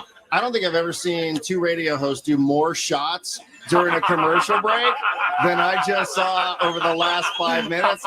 That is a compliment to you guys. Congratulations, Ben and Woods. I can't say no, man. It's always well, I I will say you tried to say no. He did. But it didn't work. And then when the crowd started chanting Ben's name, there was like no turning back from that. So way to go. We had the entire place chanting my name. Even though Fryer is here. The swinging Fryer has made an appearance along with the Pod Squad here at Baja Rick's. Fantastic. Is this an anniversary cake that they're bringing in for us? Oh my goodness gracious! Way. How about that? Look at that. Happy show anniversary, Oh Ben my Woods gosh, from the Pod this is Squad. incredible. Look at that. Cake for everybody. Oh, let's light the candle. Everybody, Ready? blow it out together, Paulie. 1, 2, 3. Thank you. Look at that. Wow. Pod Squad is here. Getting you guys excited for another you can leave it season? here. Yeah, we got cake cutters. Let's share it with all the tier ones who are here. Fryer is here. Good to see you, swinging Fryer. Back for another season, looking sharp. Yeah. Did you lose some weight in the off season? You look like you've been working out. Game shape. I think the Friars in my fantasy football league. Oh, is that right? But I won't say who it is though. That's fine. Happy anniversary to you guys. Thank Seriously, you, somebody was Thank you, there. Smith. You were there when it started. Yep. I couldn't be happier for you guys, all the success that you've had. It's a testament to you guys, to the outstanding community that you all have created. So I'm really, really happy for you But guys. you're So I want to be surprised. here. You're surprised. Well, you're surprised. I'm Yeah. surprised that anybody makes it 7 days in radio. So like, that you can go 7 years is not something that should be unappreciated. So seriously, soak it in. Thank you. Eat all this lobster, drink all the shots. You guys have earned it 1,000%. So congrats to you guys. We were reminiscing this morning about some of the olden days back at Mighty 1090 and walking into a station with Darren Smith and Scott VR. It was intimidating. It was I think is the intimidating word. as all get out. We got a lot of support from everybody early on, and our show was terrible for 6 months. I mean, it was absolutely putrid for 6 months, and I didn't know if we wwere going to make it, but we always had a lot of support in house from you guys. Some of the crossovers we did and things like that were always so great. The crew that you had with you, D. Smith, really helped us, and you, of course, The greatest compliment I think I can ever pay to any of my peers is if I listen to your show, I'm probably like, for Darren, I couldn't listen to Darren, and I wouldn't listen to Darren once I started in sports radio because I go, bro, you're just going to parrot what he says. I wanted to have my own ideas, and I said, if I listen to him, I'm going to come in tomorrow, I'm going to steal all the stuff that he does, And that to me is like listening to you work and watching you work, how you carried yourself in the building was awesome, man. Well, you're too kind. Honestly, I feel embarrassed that you're saying that sort of stuff. No, it's true. I know what you mean, though, and it's and that's who you guys are now. That's the role that you guys play in this market. So that's what you guys have become. That's what the show has become. Couldn't be happier for you guys. Thank you, man.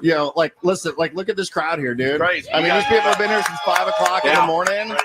There are people whose cars are being towed out in the street right now, just so they can sit here, so they can hang out with you guys and celebrate 7 years on opening day. So it's a special day in San Diego, and certainly for you guys as well. And you're a part of it. You're part of the day. So that's a huge compliment to you all. This is awesome. Darren Smith, opening day memories. You spent a lot of them down here in the Gas Lamp with your shows that you would do pregame, and with Randy Jones and Tim Flannery out here. What are some of your favorite opening day Padres memories? Well, it's bittersweet because it was always a tradition for us to have Peter on. Yep. Yeah. And, even before Peter was the chairman of the Padres, we used to, that was kind of our angle, was to have Peter on before people really knew who Peter was. And, I feel like we helped introduce him to the market.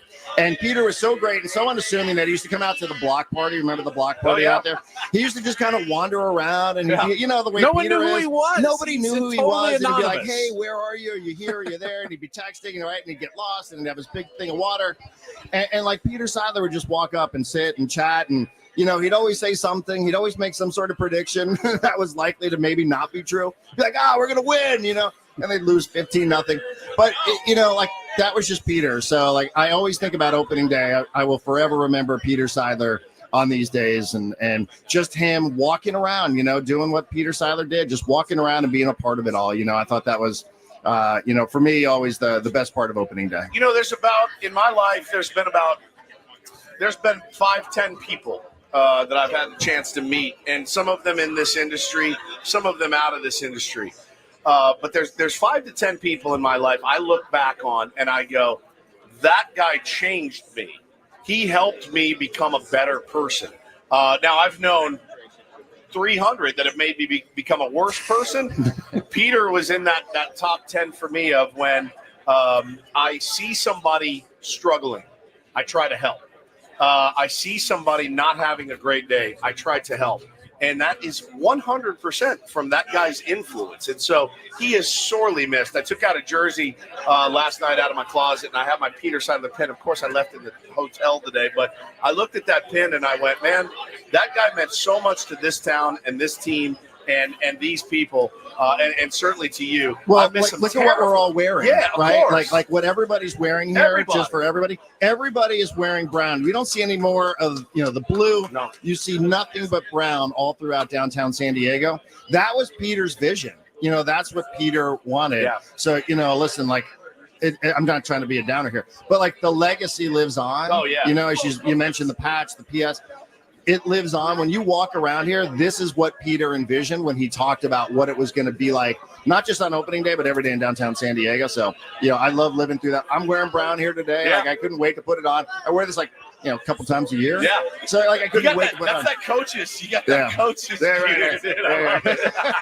Darren Smith sitting down with us here at Baja Rig. So where do you land on your expectations for the season? Because I think it's fair to say he's like me. Hey, you got he's really an good. under. You got a good roster. You can see them repeating what they did last year. What's the over-under? I took 84. I took 90 because that's what Mike Schilt does. He wins 90 games with all of his teams. They won 93 last year. Vegas says 85.5 right now. I mean, what are your expectations for this team? A little over, I think. The number that pops out to me is 88. Yeah. For whatever reason. That's so, good. yeah, I mean, the whole on paper thing, I think when you look at what it is that you're starting with now versus what it was for the majority of the season last year, it looks better to me now than it was. There was a huge drop off from Cease and King. As good as Waldron was, there's a big drop off. So that you have a good 1, 2, 3 here to me is a Pavetta was a big pickup. He was huge. Huge. It just changes the conversation from what you need as a 3 or a 4, and especially now with the uncertainty of Darvish, right? So I just think that they're I worry a little bit about just the mental part of it. You know, like I can't stand everything the Dodgers have said about, well, like they were the better team, you know, like that's psychological warfare to me, what they're trying to do. And like, you're going to have to mentally get back to it. I know that's the way baseball players are conditioned, at bat by at bat, game by game. But like, you know, picking yourself back up and hitting the ground running, I think is a pretty big deal for the team. But I like where they're at. You know, I mean, I think that they're certainly capable, but for unforeseen circumstances. So, you know, I don't have any reason to lie anymore. No. I mean, I can be honest. I don't need to be lying for a credential. You know, I mean, those days are over. So, like, I honestly think it's like a high 80s win team. You know, I really do. I think it's like 86, 87. I do not lie, Darren Smith. The non-liar picked more wins than the shill here. So there you go. Then the shill picked 84 games. By the way, this lobster. It's take one with you. It looks like it's like fake in a grocery store. Take one with you for the road, or a giant corn on the cob. I'm also a little tipsy. I'm going to tell you that right now. Yeah, well, you earned it. Yeah, we certainly have. Well, Darren, we really appreciate you stopping by this morning. It's good to see your face. But give it up for Darren Smith. Big round of applause for Darren Smith. Happy anniversary. I'm glad you didn't get a urinary tract infection while you were waiting for the restroom. We need to check traffic one more time, and then some final thoughts. We'll wrap things up here with Ben and Woods on 97.3 The Fan. From the 8-5.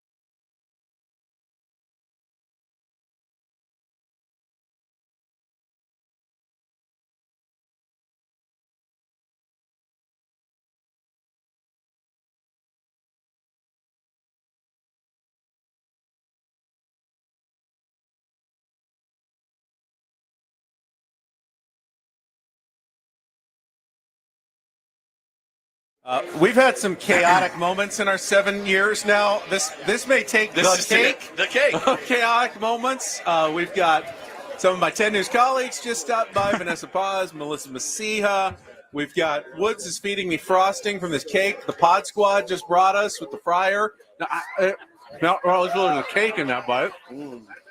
Darren Smith just came by and said hello. None of this was planned, by the way. Yeah, not a single part of that. None of this is planned. We were planning to do a Rindle report and some Polly's headlines. Got our wristbands. We got the wristband lady gave us some wristbands here. Wristband lady.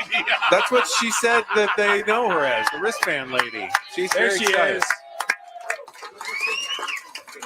Paul, you got a Rindle report no liner Rindle at report least? today. I got some good stories for you. We'll pick that up tomorrow. But if we did do a Rindle report, it would be brought to you by the Craft Taco. Whether you're craving tacos for lunch or a craft beer for happy hour, the Craft Taco is the answer. Now open in Balboa Park and Sereno Valley. It's reads like that keep the show going for another 7 years. That's right.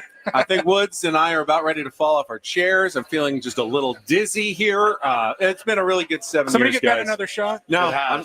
Again, you're done in 10 minutes. I've got 14 more hours of work today that I have to get to. I won't be home until probably 10 or 11 o'clock tonight at least. So no more shots for me, please. Thank you, and no more questions. I bet Darnay Tripp's doing a couple shots I don't right think now. he is. I really don't think he is. I don't Maybe. think Jake's doing any either. Yep. Oh, man. All right. You're a pro. You can handle it. There are so many people that we need to thank, obviously, not just for today, but for 7 great years. This is one of them right here. Probably our biggest fan. Hey, can you guys come work for me? The great Adam Clue. The great Adam Clue. Give him a hug. Give him a hug. That's from me, too.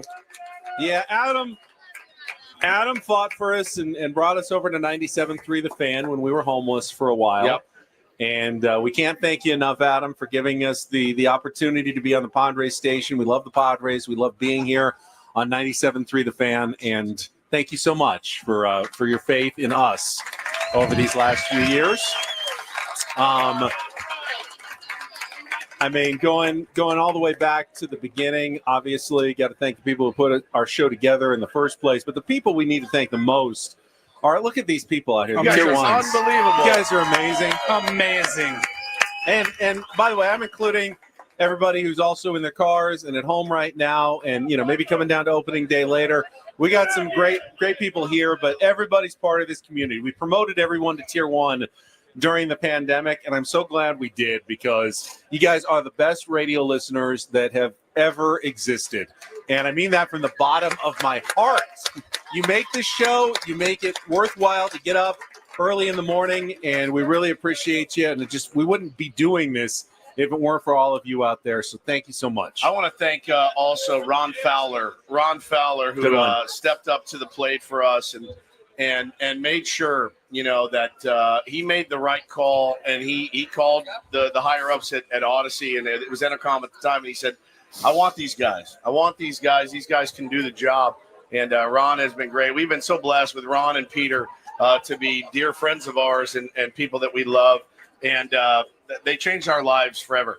Truly, they absolutely did. Michael, our boss, is here as well. Thank you, Michael, for believing us, taking all the grief that I give. Our promotions team, Presley, our promotions team, doing a great job. We still have that Robert Suarez jersey to give away right at the end of the show, which we're going to do in just a couple of minutes and draw a name. But setting this up today and supporting us in all of our live remotes and everything we do. I can't believe this really scene amazing. Here. I cannot believe it. I truly can't believe it. You guys come get some cake. We've come a long way from just sitting at a card table and doing a show. I mean, it looks kind of good. We're on video.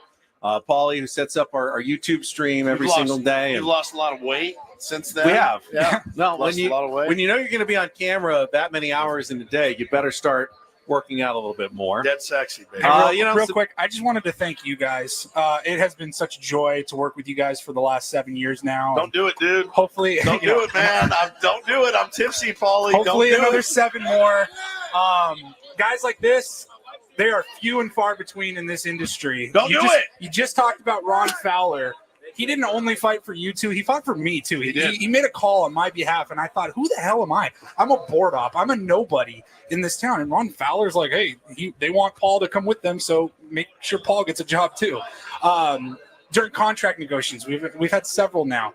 You guys went to bat for me and quite frankly, kept me here and changed my life. And I'm so love you, baby. I'm gonna cry. Thanks, Paul. It wouldn't be the same without proud you. to be with you guys. Selfishly, we wouldn't want to do this job Damn it. without you here. So, we appreciate you every single day and making our lives easier because we'd be completely lost without Paulie. Don't tell anybody, but we'd all be completely lost without Paul.